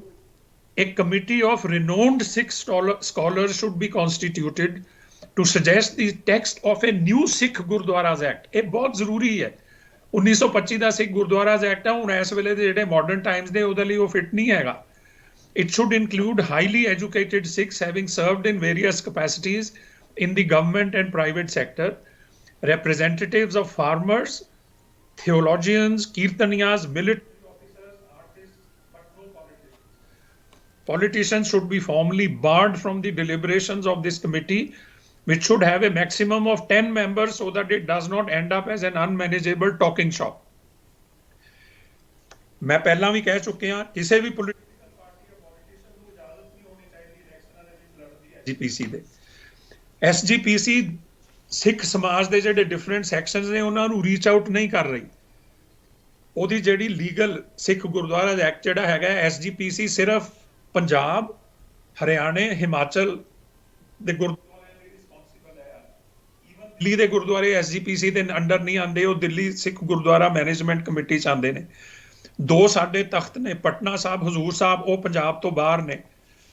ਪਾਕਿਸਤਾਨ ਦੇ ਵਿੱਚ ਸਾਡੇ ਕਿੰਨੇ ਹਿਸਟੋਰੀਕਲ ਗੁਰਦੁਆਰੇ ਨੇ, ਪੰਜਾ ਸਾਹਿਬ, ਨਨਕਾਣਾ ਸਾਹਿਬ, ਉਹ ਸਾਰੇ ਐਸਜੀਪੀਸੀ ਤੋਂ ਬਾਹਰ ਨੇ। ਸੋ ਮੈਂ ਇਹ ਵੀ ਦੇਖਦਾ ਕਿ ਇਹੋ ਜੇ ਨਵੇਂ ਐਕਟ ਦੇ ਹਿਸਾਬ ਨਾਲ ਅਸੀਂ ਕੁਝ ਕਰੀਏ ਤਾਂ ਕਨਫੈਡਰਲ ਸਟਰਕਚਰ ਚਾਹੀਦਾ। ਮੈਂ ਸਵਿਟਜ਼ਰਲੈਂਡ 'ਚ ਰਹਿੰਦਾ, ਸਵਿਟਜ਼ਰਲੈਂਡ ਕਨਫੈਡਰੇਸ਼ਨ ਹੈ, ਉਹਦਾ ਆਫੀਸ਼ੀਅਲ ਨਾਂ ਹੈ ਕਨਫੈਡਰਾਸੀਓ ਹੈਲਵੇਟਿਕਾ। ਕਿਉਂਕਿ ਸਿਰਫ ਪੰਜਾਬ ਹਰਿਆਣੇ ਦੇ ਸਿੱਖ ਤੇ ਆਲਰੇਡੀ ਡਿਮਾਂਡ ਕਰ ਰਹੇ ਨੇ ਕਿ ਜੀ ਸਾਨੂੰ ਅਲੱਗ ਆਪਣੀ ਕਮੇਟੀ ਚਾਹੀਦੀ ਹੈ, ਕਿਉਂਕਿ ਉਹਨਾਂ ਨੂੰ ਐਸਜੀਪੀਸੀ ਦੇ ਜਿਹੜਾ ਪ੍ਰੈਜ਼ੈਂਟ ਸੈਟਅਪ ਉਹਦੇ ਤੋਂ ਕੋਈ ਭਰੋਸਾ ਨਹੀਂ ਹੈਗਾ। ਤਾਂ ਫਾਈਨੈਂਸਿਸ ਦੀ ਮੈਂ ਗੱਲ ਕੀਤੀ ਹੈ, ਪ੍ਰੋਪਰਲੀ ਮੈਨੇਜ ਨਹੀਂ ਹੁੰਦੇ। ਇੱਕ ਕਮੇਟੀ ਹੋਣੀ ਚਾਹੀਦੀ ਹੈ ਫਾਈਨੈਂਸ਼ੀਅਲ ਪ੍ਰੋਫੈਸ਼ਨਲ ਦੀ। ਦੇਖੋ ਬੜੇ ਕਾਬਲ ਸਿੱਖ ਹੈਗੇ ਨੇ ਫਾਈਨੈਂਸ਼ੀਅਲ ਸੈਕਟਰਸ ਦੇ ਵਿੱਚ, ਬੈਂਕਾਂ ਦੇ ਵਿੱਚ ਹੈਗੇ ਨੇ, ਹੈਜ ਫੰਡਸ ਮੈਨੇਜ ਕਰ ਰਹੇ ਨੇ, ਬੜੇ ਬੜੇ ਚੰਗੇ ਤਗੜੇ ਫਾਈਨੈਂਸ਼ੀਅਲ ਪ੍ਰੋਫੈਸ਼ਨਲਸ ਨੇ। ਇੱਕ ਕਮੇਟੀ ਹੋਣੀ ਚਾਹੀਦੀ ਹੈ ਜਿਹੜੀ ਕਿ ਇਸ ਤਰ੍ਹਾਂ ਜਿਹੜੇ ਫਾਈਨੈਂਸਿਸ ਨੇ ਐਸਜੀਪੀਸੀ ਦੇ ਉਹਨਾਂ ਨੂੰ ਐਡਵਾਈਸ ਕਰੇ ਔਰ ਪ੍ਰੋਪਰਲੀ ਆਡਿਟ ਕਰਾਵੇ। ਸਭ ਤੋਂ ਵੱਡੀ ਗੱਲ, ਜਿਹੜੇ ਇੰਸਟੀਟਿਊਸ਼ਨਸ ਨੇ, ਕਾਲਜ ਹੋਏ, ਸਕੂਲ ਹੋਏ, ਉਹਨਾਂ ਦੇ ਵਿੱਚ ਇੱਕ ਕਾਮਨ ਕਰਿਕੂਲਮ ਹੋਣਾ ਚਾਹੀਦਾ। ਉਹ ਕਾਮਨ ਕਰਿਕੂਲਮ ਸਿਰਫ ਸ੍ਰੀ ਗੁਰੂ ਗ੍ਰੰਥ ਸਾਹਿਬ ਮਹਾਰਾਜ ਦੀ ਟੀਚਿੰਗ ਤੇ ਬੇਸਡ, ਤਾਂ ਕਿ ਇਹ ਨਾ ਹੋਵੇ ਕਿ ਜੇ ਇੱਕ ਜਥੇਬੰਦੀ ਆਪਣਾ ਸਕੂਲ ਚਲਾ ਰਹੀ ਹੈ ਉਹਦੇ ਚੋਂ ਕੁਝ ਪੜ੍ਹਾਈ ਜਾ ਰਹੀ ਹੈ ਕਿ ਜੀ ਇਹ ਸਿੱਖੀ ਹੈ, ਦੂਜਾ ਕੋਈ ਡੇਰਾ ਉਹ ਆਪਣਾ ਸਕੂਲ ਚਲਾ ਰਿਹਾ ਹੈ। ਐਸਜੀਪੀਸੀ ਜੇ ਅਸਲੀ ਪਾਰਲੀਮੈਂਟ ਹੈ ਤਾਂ ਸਾਨੂੰ ਇਹ ਸਾਰਿਆਂ ਨੂੰ ਇੱਕ ਮੇਜ਼ ਦੇ ਦੁਆਲੇ ਬਹਾ ਕੇ ਇੱਕ ਯੂਨੀਫਾਈਡ ਕਰਿਕੂਲਮ ਬਣਾਉਣਾ ਚਾਹੀਦਾ, ਤਾਂ ਕਿ ਕਿਸੇ ਵੀ ਇੰਸਟੀਚਿਊਟ ਦੇ ਵਿੱਚ ਭਾਵੇਂ ਸਾਡੇ ਬੱਚੇ ਬੱਚੀਆਂ ਪੜ੍ਹਨ, ਜਿਹੜੀ ਬੇਸਿਕ ਸਿੱਖੀ ਦੇ ਬਾਰੇ ਉਹਨਾਂ ਨੂੰ ਗਿਆਨ ਦਿੱਤਾ ਜਾਣਾ ਹੈ, ਉਹ ਉਸ ਗੁਰੂ ਗ੍ਰੰਥ ਸਾਹਿਬ ਤੋਂ ਜਿਹੜਾ ਇਵੋਲਵ ਹੋਇਆ ਕਰਿਕੂਲਮ ਉਸ ਨੂੰ ਛੱਡ ਕੇ ਡੇਰਾਵਾਦ ਜਾਂ ਇੰਡੀਵਿਜੂਅਲ ਸੰਤਾਂ ਮਹੰਤਾਂ ਤੇ ਨਹੀਂ ਬੇਸਡ ਹੋਣਾ ਚਾਹੀਦਾ। ਇਹ ਕਦੀ ਕਿਸੇ ਨੇ ਕੋਸ਼ਿਸ਼ ਨਹੀਂ ਕੀਤੀ ਕਿ ਇਸ ਤਰ੍ਹਾਂ ਦਾ ਯੂਨੀਫਾਈਡ ਕਰਿਕੂਲਮ ਬਣਾਇਆ ਜਾਏ। ਹੁਣ ਸਿੱਖ ਇੰਟਰਨੈਸ਼ਨਲ ਪ੍ਰੈਜ਼ੈਂਸ ਨੇ ਸਰ, ਉਹ ਪੁਰਾਣੇ ਜ਼ਮਾਨੇ ਵਾਲਾ ਹਾਲ ਨਹੀਂ ਕਿ ਹੁਣ ਜ਼ਿਆਦਾ ਸਿਰਫ ਪੰਜਾਬ 'ਚ ਹੀ ਕੌਨਸੈਂਟਰੇਟਿਡ ਨੇ। ਪੰਜਾਬ ਤੋਂ ਬਾਹਰ ਹਿੰਦੁਸਤਾਨ 'ਚ ਵੀ ਹੁਣ ਕਾਫੀ ਸਿੱਖ ਨੇ। ਤੁਸੀਂ ਇਹ ਦੇਖੋ ਵੀ ਇੰਟਰਨੈਸ਼ਨਲ ਲੈਵਲ ਤੇ ਖਾਲਸਾ ਏਡ ਵਗੈਰਾ ਜਿਹੜੀਆਂ ਆਰਗੇਨਾਈਜੇਸ਼ਨਸ ਨੇ ਉਹਨਾਂ ਨੇ ਸਾਡਾ ਨਾਂ ਕਿੰਨਾ ਰੋਸ਼ਨ ਕੀਤਾ। They have done excellent work. SGPC ਇਹੋ ਜਿਹੀਆਂ ਆਰਗੇਨਾਈਜੇਸ਼ਨ ਦੇ ਨਾਲ ਲਿਏਜ਼ ਕਿਉਂ ਨਹੀਂ ਕਰਦੀ? ਉਹਨਾਂ ਦੇ ਨਾਲ ਕਿਉਂ ਨਹੀਂ ਇਹ ਦੇਖਦੇ ਕਿ ਜਿਹੜੇ ਸਾਡੇ ਸਪੈਸ਼ਲੀ ਪੜ੍ਹੇ ਲਿਖੇ ਬੱਚੇ ਬਾਹਰ ਨੇ, ਯੰਗਸਟਰਸ ਜਿਹੜੇ ਕਿ ਬੜੇ ਕਮਿਟਡ ਨੇ ਕਈ ਕੇਸਿਸ, ਉਹਨਾਂ ਨੂੰ ਜੇ ਜ਼ਿਆਦਾ ਆਪਾਂ ਕੋਆਰਡੀਨੇਟਿਡ ਅਪਰੋਚ ਕਰੀਏ ਤੇ ਉਹਨਾਂ ਨੂੰ ਅਸੀਂ ਨਾਲ ਜੋੜ ਸਕਦੇ ਹਾਂ। ਕਿਉਂਕਿ ਜੇ ਅਸੀਂ ਆਪਣੇ ਯੰਗਸਟਰਸ ਬੱਚੇ ਬੱਚੀਆਂ ਨੂੰ ਨਾਲ ਨਹੀਂ ਜੋੜਾਂਗੇ ਤੇ ਇੱਕ ਕੰਮ ਥੱਲੇ ਹੀ ਜਾਣਾ ਹੈ, ਉੱਪਰ ਨਹੀਂ ਆ ਸਕਦਾ। ਸੋ ਮੇਰੇ ਹਿਸਾਬ ਨਾਲ ਤੇ ਬਹੁਤ ਕੁਝ ਹੋ ਸਕਦਾ ਐਸਜੀਪੀਸੀ ਬਾਰੇ, ਪਰ ਜੇ ਕੋਈ ਸੁਣੇ ਤਾਂ ਹੈ ਨਾ। ਐਕਸਲੈਂਟ ਡਾਕਟਰ ਸਾਹਿਬ, ਤੁਹਾਡਾ ਇੱਕ ਵਰਡ ਵਰਥ ਵੇਟ ਇਨ ਗੋਲਡ। ਇੱਕ ਤਾਂ ਆਪਾਂ ਪੰਨੂ ਸਾਹਿਬ ਆਪਾਂ ਵੀ ਇਹ ਕਰਦੇ ਹਾਂ ਕਿ ਜਦੋਂ ਡਾਕਟਰ ਸਾਹਿਬ ਨੇ ਸੁਜੈਸਟ ਕੀਤਾ, ਪਹਿਲਾਂ ਆਪਾਂ ਆਪਣੇ ਆਪ 'ਚ ਝਾਤੀ ਮਾਰੀਏ। ਅਸੀਂ ਨਾ ਹਰ ਵੇਲੇ ਡ੍ਰੌਪ ਆਫ ਆ ਬ੍ਰਿਕ ਔਰ ਡ੍ਰੌਪ ਆਫ ਆ ਸਟੋਨ, ਅਸੀਂ ਨਾ ਉੱਥੇ ਪਹੁੰਚ ਜਾਈਦਾ ਵੀ ਮੋਦੀ ਸਾਹਿਬ ਦੀ ਗਲਤੀ ਆ, ਫਲਾਣੇ ਦੀ ਗਲਤੀ ਆ, ਆਰਐਸਐਸ ਦੀ ਗਲਤੀ। ਪਹਿਲਾਂ ਆਪਣੀਆਂ ਗਲਤੀਆਂ ਅਸੀਂ ਨਹੀਂ ਸੁਧਾਰਦੇ। ਇੱਕ ਤਾਂ ਯੈਸ, ਸਾਡੇ ਧਰਮ 'ਚ ਆ ਜਿਹੜਾ ਕਾਸਟਿਜ਼ਮ ਹਾਲੇ ਵੀ ਉਹੀ ਲੈਵਲ 'ਤੇ ਆ ਗਿਆ ਜਿੱਥੋਂ ਮੇਰੇ ਖਿਆਲ ਗੁਰੂ ਨਾਨਕ ਸਾਹਿਬ ਨੇ ਜਦੋਂ ਉਹਨਾਂ ਨੇ ਕੋਸ਼ਿਸ਼ ਕੀਤੀ ਸੀ, ਸਾਡੇ 10 ਗੁਰੂਆਂ ਨੇ। ਇਹ ਸਾਨੂੰ ਬਿਲਕੁਲ ਠੀਕ ਹੈ ਕਿ ਗੁਰਦੁਆਰੇ ਅਲੱਗ ਖੋਲ੍ਹਣ ਲੱਗ ਪਏ ਆ ਔਰ ਇਹਨਾਂ ਕੰਟਰੀਆਂ 'ਚ ਵੀ ਖੁੱਲ੍ਹ ਰਹੇ ਆ। ਮੈਨੂੰ ਇਹ ਡਾਕਟਰ ਸਾਹਿਬ ਦੱਸਦਿਆਂ ਬੜੀ ਖੁਸ਼ੀ ਹੁੰਦੀ ਹੈ ਕਿ ਇੱਥੇ ਹੁਣ ਥੋੜ੍ਹਾ ਚੈੱਕ ਹੋ ਗਿਆ, ਕਿਉਂਕਿ ਇੱਕ ਸੱਜਣ ਨੇ ਦੂਸਰੀ ਕਮਿਊਨਿਟੀ ਦੇ ਉਹਨਾਂ ਨੇ ਗੁਰਦੁਆਰਾ ਖੋਲ੍ਹਿਆ, ਉਹਨਾਂ ਨੂੰ ਬੜਾ ਉਸ ਕਮਿਊਨਿਟੀ ਨੇ ਕਿਹਾ ਵੀ ਉਹਦਾ ਨਾਂ ਉਹਨਾਂ ਦੇ ਨਾਲ ਲੱਗੇ, ਪਰ ਉਹਨਾਂ ਨੇ ਰਜਿਸਟ ਕੀਤਾ ਜਸਟ ਔਨ ਦਿਸ ਪ੍ਰਿੰਸੀਪਲ ਕਿ ਅਸੀਂ ਸਾਰੇ ਬਰਾਬਰ ਹੈ, ਸਾਨੂੰ ਇਹੋ ਜਿਹੇ ਸੋਚ ਵਾਲੇ ਸੱਜਣਾਂ ਦੀ ਇੱਜ਼ਤ ਕਰਨੀ ਚਾਹੀਦੀ ਹੈ। ਤੋ ਇਹ ਚੀਜ਼ ਨੂੰ ਮੋੜਾ ਪਾਉਣ ਲਈ ਵੀ ਇੰਟਲੈਕਚੁਅਲ ਦੀ ਜ਼ਰੂਰਤ ਹੈ। ਦੂਸਰਾ, ਜਿਹੜੀਆਂ ਰਿਚੁਅਲਸ ਨੇ, ਗੁਰੂ ਨਾਨਕ ਸਾਹਿਬ ਨੇ ਬਾਕੀ ਰਿਲੀਜਨ ਨੂੰ ਜਾ ਕੇ ਰਿਚੁਅਲਸ ਤੋਂ ਪਰਾਂ ਹਟਾਇਆ, ਉਹਨਾਂ ਨੂੰ ਸਮਝਾਇਆ। ਅਸੀਂ ਫਿਰ ਆਪਣੇ ਗੁਰਦੁਆਰਾ 'ਚ ਉਹ ਰਿਚੁਅਲ 'ਚ ਪੈ ਰਹੇ ਹਾਂ। ਇੱਕ ਤਾਂ ਇਹ ਹੈ। ਦੂਸਰਾ, SGPC 'ਤੇ ਮੈਂ ਪੰਨੂ ਸਾਹਿਬ ਤੁਹਾਡੇ ਵੀ ਕਮੈਂਟ ਲਊਂਗਾ ਵੀ 2-3 ਪੁਆਇੰਟ ਜਿਹੜੇ ਮੈਨੂੰ ਬੜੇ ਹਾਈਲਾਈਟ ਕਰਨੇ ਵਾਲੇ। ਇੱਕ ਤਾਂ ਡਾਕਟਰ ਸਾਹਿਬ ਨੇ ਕਿਹਾ ਕਿ ਸਾਡੇ ਕੋਲ ਐਕਸਪਰਟਸ ਬਹੁਤ ਨੇ, ਹਿਊਮਨ ਰਿਸੋਰਸ ਸਾਡੇ ਕੋਲ ਇੰਨੀ ਹੈ ਹਰੇਕ ਫੀਲਡ 'ਚ, ਖਾਸ ਕਰ ਫਾਈਨੈਂਸ਼ੀਅਲ ਫੀਲਡ 'ਚ, ਡਿਫੈਂਸ ਦੇ ਫੀਲਡ 'ਚ, ਕੋਈ ਵੀ ਫੀਲਡ ਲੈ ਲਓ, ਮੈਡੀਸਨ ਦੇ ਫੀਲਡ 'ਚ, ਪਰ ਉਹਨਾਂ ਨੂੰ ਅਸੀਂ ਯੂਜ਼ ਨਹੀਂ ਕਰਦੇ। ਉਹਨਾਂ ਨੂੰ ਅਸੀਂ ਉਹ ਵਲੰਟੀਅਰ ਕੰਮ ਕਰਨ ਨੂੰ ਤਿਆਰ ਰਹੇ ਨੇ। ਅਤੇ ਜਿਹੜਾ 1925 ਦਾ ਐਕਟ ਹੈ ਜਾਂ ਗੁਰਦੁਆਰਾ ਦੇ ਇੰਪਰੂਵਮੈਂਟ ਐਕਟ ਹੈ, ਬਹੁਤ ਸਾਰੀਆਂ ਚੀਜ਼ਾਂ ਹੁਣ ਮਾਡਰਨ ਜ਼ਮਾਨੇ 'ਚ ਪੁੱਛਦੇ ਆ, ਕਿਉਂਕਿ ਇਹ ਚੈਲੰਜਸ ਆ ਗਏ ਆ। ਕਈ ਚੀਜ਼ਾਂ ਅਸੀਂ ਕਾਰਪੇਟ ਦੇ ਥੱਲੇ ਪਾਈਆਂ, ਉਹ 'ਤੇ ਕੋਈ ਡਿਸੀਜ਼ਨ ਵੀ ਨਹੀਂ ਦੇ ਰਹੇ, ਚਾਹੇ ਉਹ ਸੇਮ ਸੈਕਸ ਮੈਰਿਜ ਹੋਵੇ, LGBT ਦੀ ਪ੍ਰੋਬਲਮ ਹੋਵੇ, ਜਾਂ ਹੋਰ ਕੀ ਇਸ਼ੂਜ਼ ਜਿਹੜੀਆਂ ਨਵੀਆਂ ਆ ਰਹੀਆਂ ਕਮਿਊਨਿਟੀ 'ਚ, ਅਬੋਰਸ਼ਨ ਦੀ ਇਸ਼ੂ ਹੋਵੇ, ਉਹ 'ਤੇ ਬਾਕੀ ਸਾਰੇ ਧਰਮ ਥੋੜ੍ਹਾ ਕੋਈ ਨਾ ਕੋਈ ਵਿਊ ਲੈ ਰਹੇ ਆ, ਪਰ ਅਸੀਂ ਸਭ ਚੁੱਪ ਹੈ, ਜਿੱਦਾਂ ਹੁੰਦਾ ਉਹ ਹੋਈ ਜਾ ਰਿਹਾ। ਤੋ ਇਹ ਐਕਟ ਦੀ ਗੱਲ ਔਰ ਐਕਸਪਰਟਸ ਨੂੰ ਇਹ 'ਚ ਯੂਜ਼ ਕਰਨਾ, ਔਰ ਜਿਹੜਾ ਅੱਗੇ ਸਾਡੇ ਯੂਥ ਨੂੰ ਜੇ ਨਹੀਂ ਅਸੀਂ ਨਾਲ ਲਾ ਸਕੇ ਧਰਮ ਦੇ, ਤੋਂ ਸਾਰਾ ਇਹਦੇ ਬਾਰੇ 1-2 ਤੁਸੀਂ ਕਮੈਂਟ ਦਿਓਗੇ ਪੰਨੂ ਸਾਹਿਬ SGPC ਬਾਰੇ? ਵੇਖੋ, ਮੈਂ ਤੇ ਨਾ ਲਗਭਗ ਅੱਜ ਮੇਰੀ ਉਮਰ ਲਗਭਗ ਇੱਥੇ 63 ਸਾਲ ਹੋ ਗਈ ਹੈ। ਮੈਂ ਬੜਾ ਜ਼ਮਾਨਾ ਵੇਖਿਆ ਜੀ। ਇੱਕ ਪਰਿਵਾਰ ਦੇ ਵਿੱਚ, ਜੱਟ ਪਰਿਵਾਰ ਪਿੰਡ ਦਾ, ਉੱਥੇ ਮੈਂ ਜਨਮ ਲਿਆ। ਜਿਹੜੀ ਆਪਾਂ ਗੱਲ ਕਹਿੰਦੇ ਆ ਵੀ ਇਹਦੇ ਵਿੱਚ ਜੀ ਗਿਰਾਵਟ ਆ ਗਈ, ਗਿਰਾਵਟ, ਮੈਂ ਉਦੋਂ ਵੀ ਵੇਖਿਆ ਸੀਗਾ ਕਿ ਪਿੰਡਾਂ ਦੇ ਵਿੱਚ ਜਨਾਨੀਆਂ ਜਿਹੜੀਆਂ ਹੁੰਦੀਆਂ ਸੀ, ਉਹ ਮਰੇ ਤੋਂ ਜੀ ਇਹਦਾ ਆਹ ਚੜਾਓ ਜੀ, ਅੱਜ ਆਹ ਚੜਾਓ ਜੀ। ਹੁਣ ਵੀ ਜਦੋਂ ਬੰਦਾ ਮਰਦਾ, ਇਹਨੂੰ ਜੀ ਦੇਗਾਂ ਦਿਓ ਜੀ, ਆਹ ਚੀਜ਼ ਲਿਆਓ ਜੀ, ਕੱਪੜੇ ਦਿਓ ਜੀ। ਪਰ ਮੈਂ ਵੇਖਿਆ ਵਾ ਹੁਣ ਲੋਕਾਂ ਦੇ ਵਿੱਚ ਮਨ 'ਚ ਇੱਕ ਗੱਲ ਆ ਗਈ ਆ। ਅਸਲ ਦੇ ਵਿੱਚ ਗੁਰੂ ਗ੍ਰੰਥ ਸਾਹਿਬ ਪਹਿਲਾਂ ਪੜ੍ਹਿਆ ਬਹੁਤ ਆ, ਲੋਕਾਂ ਨੇ ਕਹਿਣਾ ਜੀ ਮੈਂ 20 ਕਰਕੇ ਸੁਖਮਨੀ ਸਾਹਿਬ ਦੇ ਪਾਠ ਸੁਣਦਾ, ਮੈਂ ਜੀ ਜਪਜੀ ਸਾਹਿਬ ਦੇ ਇੰਨੇ ਕਰਦਾ, ਪਰ ਵਿਚਾਰਿਆ ਕਿਸੇ ਨੇ ਨਹੀਂਗਾ। ਸਭ ਤੋਂ ਵੱਡੀ ਗੱਲ ਆ, ਗੁਰੂ ਗ੍ਰੰਥ ਸਾਹਿਬ ਪੜ੍ਹ ਕੇ ਵਿਚਾਰ ਕੇ ਤੇ ਆਪਣੇ ਤੇ ਲਾਗੂ ਕਰਨ ਵਾਲੀ ਗੱਲ ਆ, ਉਹ ਅਸੀਂ ਕਦੀ ਕੀਤੀ ਨਹੀਂ। ਇਹ ਮੈਂ ਅੱਜ ਨਹੀਂ ਵੇਖਿਆ, ਇਹ ਮੈਂ ਬੜੇ ਚਿਰ ਦਾ ਵੇਖਦਾ ਮੈਂ, ਜਦੋਂ ਛੋਟਾ ਹੁੰਦਾ ਸੀ ਵੀ ਨਿੱਕੇ ਸਾਡੇ ਘਰਾਂ ਦੇ ਵਿੱਚ ਵੀ ਅੱਜ ਜੋਤਾਂ ਜਗਾਉਣੀਆਂ ਜੀ, ਅੱਜ ਕੰਜਕਾਂ ਨੂੰ ਰੋਟੀ ਦੇਣੀ ਜੀ, ਉਹ ਜੀ ਕੋਈ, ਪਰ ਇਹ ਨਹੀਂ ਸੋਚਿਆ ਵੀ ਅਸੀਂ ਕਮਾਈ ਕਿਹੜੀ ਕਰਨੀ ਆ, ਸਾਡੀ ਅਸਲ ਕਮਾਈ ਕਿਹੜੀ ਆ ਅਸੀਂ ਕਰਨੀ ਆ, ਜਿਹੜੀ ਲੋਕਾਂ ਨੂੰ ਖਵਾਉਣੀ ਆ। ਅਸੀਂ ਸਦਾ ਹੀ ਇਹੋ ਹੀ ਗੱਲ 'ਤੇ ਰਹੇ ਵੀ ਪਾਠ ਕੀਤੇ ਜੀ, ਮੈਂ ਇੰਨੀ ਵਾਰ ਵਾਹਿਗੁਰੂ ਕਹਿਤਾ, ਮਾਲਾ ਹੱਥ 'ਚ ਫੜ ਲੀਆਂ। ਜਿਨ੍ਹਾਂ ਚੀਜ਼ਾਂ ਦਾ ਗੁਰੂ ਨਾਨਕ ਦੇਵ ਜੀ ਨੇ ਵੀ ਪਹਿਲਾਂ ਖੰਡਨ ਕੀਤਾ, ਅਤੇ ਉਹ ਅੱਜ ਵੀ ਹੁੰਦਾ ਫਿਰਦਾ ਉਹ ਕੁਛ ਹੀ। ਪਰ ਕੁਛ ਜਿਹੜਾ ਮੈਨੂੰ ਨਾ ਇਉਂ ਮਹਿਸੂਸ ਹੋਇਆ ਵੀ ਜਿਵੇਂ ਹੁਣ ਦੀ ਜਿਹੜੀ ਆ ਇੱਕ ਨਵਾਂ ਮੀਡੀਆ ਜਿਹੜਾ ਹੈ ਵਰਲਡ ਵਾਈਡ ਆਇਆ ਨਾ ਜੀ, ਸੋਸ਼ਲ ਮੀਡੀਆ, ਉਹਦੇ ਨਾਲ ਲੋਕਾਂ ਨੂੰ ਬਹੁਤ ਜ਼ਿਆਦਾ ਗਿਆਨ ਹੋਇਆ। ਉਹਨਾਂ ਸ਼੍ਰੋਮਣੀ ਕਮੇਟੀਆਂ ਨਾਲ ਜਾਂ ਦੂਰੀਆਂ ਕਮੇਟੀਆਂ ਨੇ ਜਾਂ ਬਾਬੇ ਕਿਸੇ ਨੇ ਕੱਖ ਨਹੀਂ ਕੀਤਾ ਜੀ। ਜੋ ਅੱਜ ਦੀ ਡੇਟ 'ਚ ਕਰ ਰਹੇ ਨਾ ਤੁਹਾਡੇ ਵਰਗੇ ਜਾਂ ਚੰਗੇ ਗਿਆਨਵਾਨ ਆਦਮੀ ਆ, ਜੋ ਕੁਛ ਉਹ, ਕਿਉਂਕਿ ਹਰ ਬੰਦਾ ਉਹਨੂੰ ਨਾ ਪੜ੍ਹਦਾ ਵਾ, ਕਰੋੜਾਂ ਹੀ ਬੰਦਾ ਰੋਜ਼ ਦੇ ਰੋਜ਼ ਉਹਨਾਂ ਦੇ ਸ਼ਬਦ ਵੇਖਦਾ ਵਾ, ਉਹਨਾਂ ਦੀ ਵਿਆਖਿਆ ਵੇਖਦੇ ਆ। ਅਤੇ ਮੈਂ ਪਿੰਡਾਂ ਦੇ ਵਿੱਚ ਵੀ ਵੇਖਿਆ ਵਾ, ਮੈਂ ਧਾਰਮਿਕ ਵੀ ਬੰਦਾ ਵਾਂ, ਮੈਂ ਜਿਹੜੀ ਸੁਸਾਇਟੀ ਆ ਪੋਲੀਟੀਕਲ, ਮੈਂ ਉਹਦੇ 'ਚ ਵੀ ਜਾਂਦਾ, ਮੈਂ ਬੜੀਆਂ ਕ੍ਰਿਤੀਆਂ ਵੇਖਦਾ ਹੁੰਦਾ। ਮੈਂ ਫਿਰ ਉੱਥੇ ਕਈ ਵਾਰ ਕਹਿੰਦਾ ਵੀ ਹੁੰਦਾ ਵੀ ਇਹਦਾ ਫਾਇਦਾ ਕੀ ਆ ਇੰਨੀ ਵਾਰ ਪਾਠ ਕੀਤੇ ਦਾ, ਜੇ ਤੁਸੀਂ ਉਹਨੂੰ ਲਾਗੂ ਹੀ ਨਹੀਂ ਆਪਣੀ ਜ਼ਿੰਦਗੀ 'ਤੇ ਕਰਨਾ। ਇਹੋ ਹੀ ਤੁਸੀਂ ਆਣ ਕੇ ਬਹਿ ਕੇ ਕਹਿੰਦੇ ਮੈਂ ਜੀ 2:30 ਵਜੇ ਉੱਠ ਪੈਂਦਾ, ਮੈਂ ਇਸ਼ਨਾਨ ਕਰਦਾ, ਮੈਂ ਪਾਠ ਕਰਦਾ, ਪਰ ਤੁਸੀਂ ਜਦੋਂ ਆਪਣੀ ਜ਼ਿੰਦਗੀ ਦੇ ਉੱਤੇ ਉਹਨੂੰ ਲਾਗੂ ਹੀ ਨਹੀਂ ਕੀਤਾ, ਉਹ ਚੀਜ਼ ਨੂੰ ਕਿਸੇ ਦੀ ਭਲਾ ਹੀ ਨਹੀਂ ਕੀਤਾ, ਜਿਹੜਾ ਗੁਰੂ ਸਾਹਿਬ ਨੇ ਸਾਡੇ ਨੇ ਕਿਹਾ ਵਾ ਵੀ ਜਨਮ ਦਾ ਸਫਲਾ ਤਾਂ ਹੀ ਹੋਈਆਂ ਜੇ ਤੁਸੀਂ ਇੱਕ ਬੰਦੇ ਵਾਂਗੂ ਦੁਨੀਆ ਦਾ ਸੁਧਾਰ ਕਰਦੇ ਜੇ, ਅਤੇ ਜੇ ਉਹ ਤੁਸੀਂ ਨਹੀਂ ਕਰਦੇ ਤੇ ਫਿਰ ਉਹ ਕਰਨ ਦਾ ਉਹਦਾ ਕੋਈ ਫਾਇਦਾ ਨਹੀਂ। ਦੂਸਰੀ ਗੱਲ ਜਿਹੜੀ ਸ਼੍ਰੋਮਣੀ ਕਮੇਟੀ ਦੀ ਆ, ਕਿਉਂਕਿ ਮੈਂ ਤੁਹਾਨੂੰ ਦੱਸਿਆ ਵੀ ਮੈਂ ਧਾਰਮਿਕ ਬਹੁਤ ਬੰਦੇ ਮੈਨੂੰ ਮਿਲਦੇ ਆ, ਮੈਂ ਜਦੋਂ ਜੁਡੀਸ਼ਰੀ ਬਹਿੰਦਾ ਵਾਂ, ਜੁਡੀਸ਼ਰੀ ਵਿੱਚ ਵੀ ਇਹੋ ਮੈਂ ਵੇਖਦਾ ਹੁੰਦਾ ਵਾਂ ਵੀ ਇਹ ਬੰਦਾ ਬੋਲ ਕੀ ਰਿਹਾ ਵਾ। ਬਹੁਤ ਸਾਰੇ ਬੰਦੇ ਆ ਪਿੰਡਾਂ ਦੇ ਜਿਨ੍ਹਾਂ ਨੂੰ ਕੋਈ ਗਿਆਨ ਨਹੀਂ ਗਾ ਗੁਰੂ ਗ੍ਰੰਥ ਸਾਹਿਬ ਬਾਰੇ, ਜਾਂ ਬੋਲ ਹੀ ਨਹੀਂ ਸਕਦੇ, ਪਰ ਉਹ ਧਰਮ ਪ੍ਰਚਾਰਕ ਕਮੇਟੀਆਂ ਦੇ ਮੈਂਬਰ ਬਣੇ ਆ।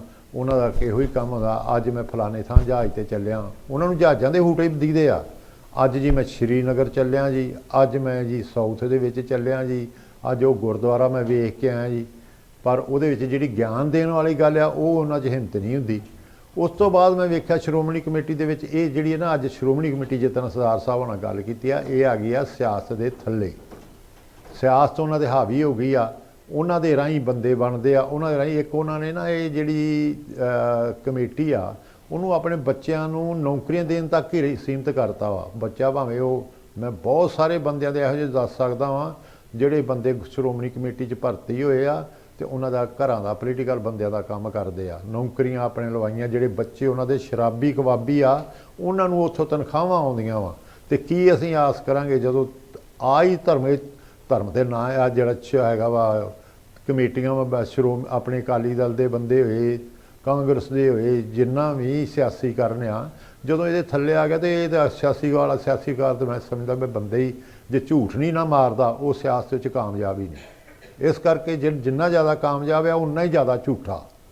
ਤੇ ਜਦੋਂ ਤੱਕ ਉਹਨਾਂ ਦੇ ਲੋਕਾਂ ਨੂੰ ਇਹ ਮੌਕਾ ਮਿਲਦਾ ਰਹੂਗਾ ਜਿਹੜੇ ਆ ਉਹ ਇਹ ਧਰਮ ਦਾ ਫਿਰ ਇਹੋ ਹੀ ਹਾਲ ਰਹਿਣਾ ਵਾ। ਮੈਂ ਤੇ ਬੜੇ ਹੀ ਵਾਰਾਂ ਵੇਖ ਚੁੱਕਾ ਵਾਂ ਵੀ ਬੜੇ ਉਹ ਬਹਿਣਗੇ, ਸ਼੍ਰੋਮਣੀ ਕਮੇਟੀ ਦੇ ਬੰਦੇ ਵੀ, ਪੋਲੀਟੀਕਲ ਬੰਦੇ ਵੀ ਬਹਿਣਗੇ ਤੇ ਗੱਲ ਉਹਨਾਂ ਨੇ ਉਹ ਕਰਨੀ ਆ ਜਿਹੜੀ ਕਿਸੇ ਦੇ ਭਲੇ ਦੀ ਨਹੀਂ। ਉਹਨਾਂ ਆਖਣਾ ਫਲਾਣੇ ਨੂੰ ਲਾਓ, ਫਲਾਣੇ ਨੇ ਮੇਰੇ ਤੇ ਇਉਂ ਚੁਗਲੀ ਕਰਤੀ, ਫਲਾਣਾ ਮੇਰੇ ਨੂੰ ਵੱਧ ਪੈਸੇ ਲੈ ਗਿਆ, ਫਲਾਣਾ ਉਹ। ਦਰਬਾਰ ਸਾਹਿਬ ਮੈਂ ਉੱਥੇ ਕਈ ਵਾਰ ਬਹਿ ਕੇ ਸ਼ਰਮ ਆਉਂਦੀ ਆ ਵੀ ਗੱਲ ਕਿਹਨੂੰ ਦੱਸੀਏ ਤੇ ਕੀ ਕਰੀਏ, ਕਿਹਦੇ ਕੋਲ ਰੋਈਏ ਜਾ ਕੇ।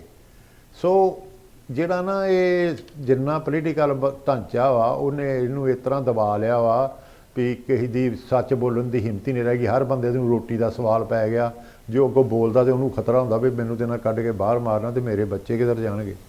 ਸੋ ਮੈਂ ਜ਼ਿਆਦਾ ਸਮਝਦਾ ਵੀ ਸ਼੍ਰੋਮਣੀ ਕਮੇਟੀ ਜਿਹੜੀ ਹੈ ਨਾ, ਜਿੰਨਾ ਚਿਰ ਇਹ ਵੱਖਰੀ ਕੋਈ ਸੰਸਥਾ ਬਣਾ ਕੇ ਤੇ ਇਹਨਾਂ ਬੰਦਿਆਂ ਦੇ ਥੱਲੇੋਂ ਨਹੀਂ ਨਾ ਕੱਢੀ ਜਾਂਦੀ, ਉਹਦੇ ਵਿੱਚ ਇਹੋ ਜਿਹੇ ਬੰਦੇ ਚਾਹੀਦੇ ਆ ਤੇ ਜਿਨ੍ਹਾਂ ਨੂੰ ਗਿਆਨ ਹੋਵੇ।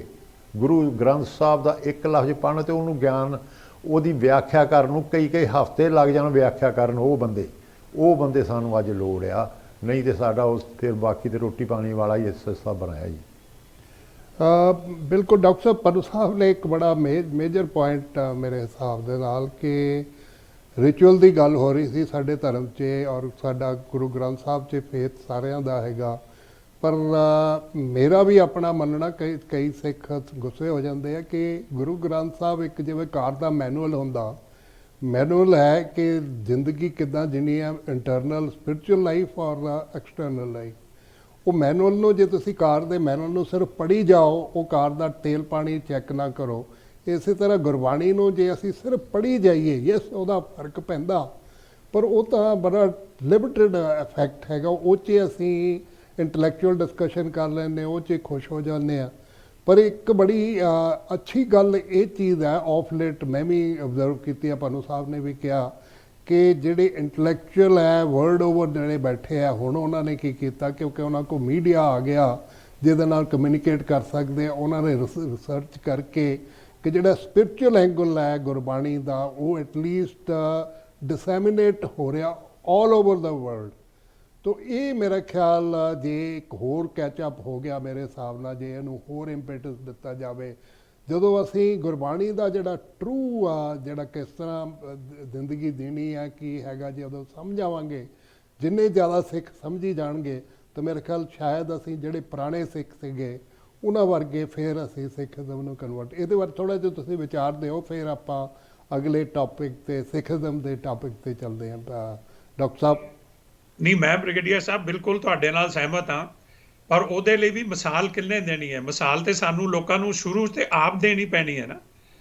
ਜੇ ਅਸੀਂ ਆਪਣੇ ਬੱਚਿਆਂ ਨੂੰ ਆਪਣੀ ਜ਼ਿੰਦਗੀ ਦੇ ਵਿੱਚ ਇਹ ਨਹੀਂ ਦਿਖਾ ਸਕਦੇ ਕਿ ਅਸੀਂ ਸਿਰਫ ਗੁਰੂ ਗ੍ਰੰਥ ਸਾਹਿਬ ਦੀ ਬਾਣੀ ਤੋਤਿਆਂ ਵਾਂਗੂ ਰਟੀ ਨਹੀਂ, ਪਰ ਜੇ ਅਸੀਂ ਉਹਨੂੰ ਆਪਣੀ ਜਿਹੜੀ ਰੋਜ਼ਾਨਾ ਜ਼ਿੰਦਗੀ ਹੈ ਉਹਦੇ ਵਿੱਚ ਵੀ ਅਸੀਂ ਕੋਸ਼ਿਸ਼ ਕਰਦੇ ਹਾਂ ਕਿ ਵੀ ਅਸੀਂ ਉਸ ਹਿਸਾਬ ਨਾਲ ਉਸੇ ਰਸਤੇ ਤੇ ਚੱਲੀਏ ਜੋ ਕਿ ਗੁਰੂ ਸਾਹਿਬਾਨ ਨੇ ਸਾਨੂੰ ਦੱਸੇ ਨੇ, ਤੇ ਬੱਚਿਆਂ ਤੇ ਵੀ ਤੇ ਫਰਕ ਪੈਂਦਾ ਨਾ।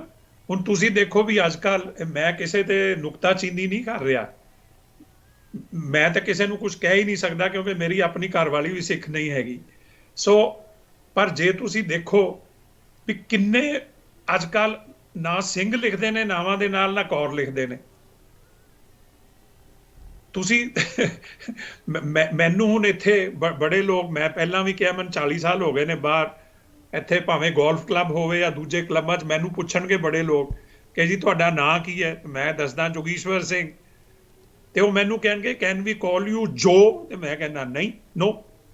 ਹਾਂ, ਸੋ ਕਹਿੰਦੇ ਵਾਟ ਸ਼ੁੱਡ ਵੀ ਕਾਲ ਯੂ, ਮੈਂ ਕਿਹਾ it is either Jogishwar or if you can't say Jogishwar then it is doctor Singh. ਕਿਉਂਕਿ ਅਸੀਂ ਆਪ ਹੀ ਜਦੋਂ, ਜੇ ਅਸੀਂ ਆਪਣੇ ਨਾਵਾਂ ਦੇ ਵਿੱਚੋਂ ਸਿੰਘ ਤੇ ਕੌਰ ਹਟਾ ਦਿਆਂਗੇ, ਉਹਦੇ ਨਾਲ ਇਹ ਤਾਂ ਨਹੀਂ ਨਾ ਕਿ ਸਾਡੀ ਕੋਈ ਬੈਟਰ ਇੰਟੈਗ੍ਰੇਸ਼ਨ ਹੋ ਜਾਣੀ ਹੈ ਦੂਸਰੀਆਂ ਸੁਸਾਇਟੀਜ਼ ਦੇ ਵਿੱਚ। ਇੰਟੈਗ੍ਰੇਸ਼ਨ ਬ੍ਰਿਗੇਡੀਅਰ ਸਾਹਿਬ ਮਾਨਸਿਕ ਲੈਵਲ ਤੇ ਹੁੰਦੀ ਹੈ, ਆਪਣੇ ਆਪ ਨੂੰ ਟੌਮ ਡਿਕ ਜਾਂ ਹੈਰੀ ਕਹਿ ਕੇ ਨਹੀਂ ਹੁੰਦੀ। ਸੋ ਸਭ ਤੋਂ ਵੱਡੇ ਗੁਨਾਹਗਾਰ, ਮੈਂ ਆਪਣੇ ਆਪ ਨੂੰ ਸਭ ਤੋਂ ਪਹਿਲਾਂ ਗੁਨਾਹਗਾਰ ਗਿਣਦਾ। ਜੇ ਮੈਂ ਆਪਣੇ ਬੱਚਿਆਂ ਨੂੰ ਨਹੀਂ ਦਿਖਾ ਸਕਿਆ ਕਿ ਮੇਰੀ ਆਪਣੀ ਜ਼ਿੰਦਗੀ ਦੇ ਵਿੱਚ ਗੁਰੂ ਸਾਹਿਬ ਦੇ ਸੁਨੇਹੇ ਦੀ ਝਲਕ ਰੋਜ਼ ਆਉਂਦੀ ਹੈ, ਤਾਂ ਬੱਚਿਆਂ ਦੀ ਗਲਤੀ ਨਹੀਂ, ਗਲਤੀ ਮੇਰੀ ਹੈ। ਸੋ ਇੱਥੋਂ ਜੇ ਅਸੀਂ ਸ਼ੁਰੂ ਕਰੀਏ, ਬਾਕੀ ਤੁਹਾਡੀ ਜੇ ਗੱਲ ਬਿਲਕੁਲ ਠੀਕ ਹੈ, ਇੰਟਰਨੈਟ ਦੇ ਨਾਲ ਅੱਜ ਕੱਲ੍ਹ ਮੈਂ ਦੇਖਿਆ ਕਈ ਵੈਬਸਾਈਟਸ ਹੈਗੀਆਂ ਨੇ, ਉਹਦੇ ਵਿੱਚ ਜਿਹੜੇ ਸਾਡੇ ਯੰਗ ਬੰਦੇ ਨੇ ਅੱਜ ਕੱਲ੍ਹ, ਜਿਹੜੇ ਜਵਾਨ ਸਿੱਖ ਨੇ, ਉਹਨਾਂ ਨੇ, ਜਿਵੇਂ ਪੰਨੂ ਸਾਹਿਬ ਨੇ ਵੀ ਕਿਹਾ, ਗੁਰੂ ਗ੍ਰੰਥ ਸਾਹਿਬ ਦੀ ਇੱਕ ਇੱਕ ਲਾਈਨ ਤੇ ਉਹਨਾਂ ਨੇ ਅੱਖਾਂ ਖੋਲਤੀਆਂ ਮੇਰੀਆਂ ਜਦੋਂ ਮੈਂ ਪੜ੍ਹਿਆ। ਸੋ ਇਹਦੇ ਲਈ ਮੈਂ ਪਹਿਲਾਂ ਯੂਨੀਫਾਈਡ ਕਰਿਕੂਲਮ ਦੀ ਗੱਲ ਕੀਤੀ ਸੀ। ਜਿੰਨੇ ਵੀ ਇੰਸਟੀਟਿਊਸ਼ਨ, ਭਾਵੇਂ SCPC ਦੇ ਜਾਂ ਭਾਵੇਂ ਹੋਰ ਜਿਹੜੇ ਸਾਡੀਆਂ ਜਥੇਬੰਦੀਆਂ ਚਲਾ ਰਹੀਆਂ, ਅਸੀਂ ਇਹਨਾਂ ਲੋਕਾਂ ਦੇ ਗਿਆਨ ਨੂੰ ਯੂਜ਼ ਕਰਦੇ ਹੋਏ ਇਹੋ ਜਿਹਾ ਕਰਿਕੂਲਮ ਬਣਾਈਏ ਜਿਹੜਾ ਕਿ ਅੱਜ ਕੱਲ੍ਹ ਦੇ ਹਾਲਾਤ ਦੇ ਹਿਸਾਬ ਨਾਲ ਜਿਹੜੀ ਲੈਂਗੁਏਜ ਸਾਡੇ ਬੱਚੇ, ਖਾਸ ਕਰਕੇ ਜਿਹੜੇ ਹਿੰਦੁਸਤਾਨ ਤੋਂ ਬਾਹਰ ਰਹਿਣ ਵਾਲੇ ਬੱਚੇ ਨੇ, ਉਹਨਾਂ ਨੂੰ ਜਿਹੜੀ ਸਮਝ ਆਵੇ, ਉਹਨਾਂ ਦਾ ਮੈਟਾਫਰ ਜੋ ਅਸੀਂ ਲਗਾਈਏ, ਤੇ ਉਹਦੇ ਨਾਲ ਕਾਫੀ ਇਹਦੇ ਪਾਸੇ ਤਰੱਕੀ ਹੋ ਸਕਦੀ ਹੈ।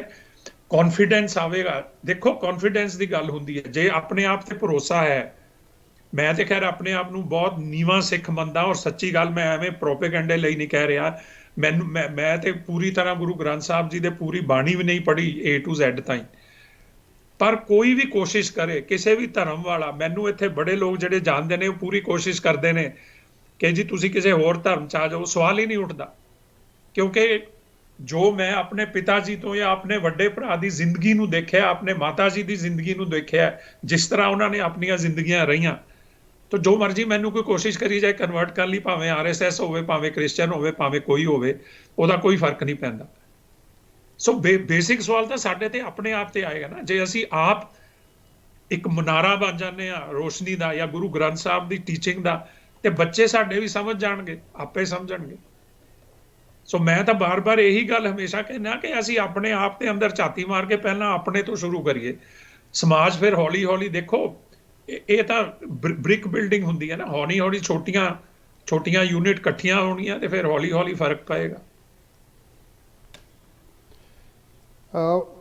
ਬਿਲਕੁਲ ਤੁਸੀਂ ਐਗਜ਼ਾਮਪਲ ਦਿੱਤੀ ਹੈ ਕਿ ਪਹਿਲਾਂ ਅਸੀਂ ਆਪਣੇ ਆਪ ਨੂੰ ਸੁਧਾਰ ਲਈਏ। ਯੈਸ, ਇਹ ਹਰੇਕ ਚੀਜ਼ ਜੇ ਅਨਲੈਸ ਅਸੀਂ ਆਪਣੇ ਆਪ ਨੂੰ ਉਸ ਲੈਵਲ ਤੇ ਨਹੀਂ ਲਿਆਵਾਂਗੇ, ਤੇ ਮੇਰੇ ਖਿਆਲ ਅਸੀਂ ਜਿਹੜੇ ਤਿੰਨ ਸਿੰਘ ਗੱਲ ਕਰ ਰਹੇ ਹਾਂ, ਇਹਦਾ ਵੀ ਸ਼ਾਇਦ ਇੰਪੈਕਟ ਉਹ ਨਹੀਂ ਹੋਏਗਾ ਜਿਹੜਾ ਕਿ, ਕਿਉਂਕਿ ਹਰ ਇਨਸਾਨ ਜਿਹੜਾ ਸਾਨੂੰ ਸਰੋਤਾ ਸਾਨੂੰ ਸੁਣਦਾ, ਉਹ ਇਹ ਵੀ ਵੇਖਦਾ ਕਿ ਉੱਪਰੋਂ ਗੱਲਾਂ ਹੀ ਕਰ ਰਿਹਾ, ਹਿਪੋਕ੍ਰੇਸੀ ਨਾਲ ਕਰ ਰਿਹਾ, ਜਾਂ ਇਹ ਸੱਚੇ ਦਿਲੋਂ ਕਰ ਰਿਹਾ। ਯੈਸ, ਤੁਸੀਂ ਫਿਲੋਸਫੀਕਲ ਪੁਆਇੰਟ ਲਿਆਂਦਾ ਕਿ ਛੋਟੀ ਜਿਹੀ ਗੱਲ ਹੈ ਕਿ ਆਪਣੇ ਆਪ ਨੂੰ ਜੋ ਵੀ ਕੁਹਾ ਸਕਦੇ ਹੋ, ਪਰ ਉਹ ਜੇ ਤੁਸੀਂ ਉਹ ਉੱਥੇ ਹੀ ਫਿਲੋਸਫੀਕਲੀ ਸਿੱਖਜ਼ਮ ਤੋਂ ਥਿੜਕ ਗਏ, ਤਾਂ then there is no limit. And ਉਹ ਚੀਜ਼ ਦਾ ਰਿਕਾਰਡ ਤੁਹਾਡੇ ਬੱਚਿਆਂ ਨਾਲ ਵੀ ਹੋ ਜਾਣੀ ਹੈ। ਬਾਅਦ 'ਚ ਤੁਸੀਂ ਭਾਵੇਂ ਜਿੰਨੇ ਮਰਜ਼ੀ ਫਿਲੈਂਥ੍ਰੋਪੀ ਕਰ ਲਓ, ਜੋ ਮਰਜ਼ੀ ਸੱਚੇ ਸੁੱਚੇ ਸਿੰਘ ਬਣ ਜਾਓ, ਉਹ ਫਿਰ ਬੜਾ ਮੁਸ਼ਕਿਲ ਹੈ ਰਿਟਰੀਵ ਕਰਨਾ। ਯੈਸ, ਪਰਸਨਲ ਐਗਜ਼ਾਮਪਲ, ਪਰ ਆਪਣੇ ਤੋਂ ਸ਼ੁਰੂ ਕਰੀਏ before we start preaching other. ਮੈਂ ਨੈਕਸਟ 5 ਮਿੰਟ ਤੁਹਾਡੇ ਨਾਲ ਇਹ ਵੀ ਡਿਸਕਸ ਕਰਨਾ ਚਾਹੁੰਦਾ, ਕਿਉਂਕਿ ਤੁਹਾਡੇ ਕੋਲ ਇੰਟਰਨੈਸ਼ਨਲ ਐਕਸਪੀਰੀਅੰਸ ਹੈ, ਤੁਸੀਂ ਇੰਟਰਨੈਸ਼ਨਲ ਸਾਰੇ ਧਰਮ ਦੇਖੇ ਆ, ਔਰ ਮੇਰਾ ਸਭ ਤੋਂ ਵੱਡੀ ਰਿਸਪੈਕਟ ਹੈ ਉਹ ਸਾਡੇ ਅਕਾਲ ਤਖਤ ਲਈ ਹੈ।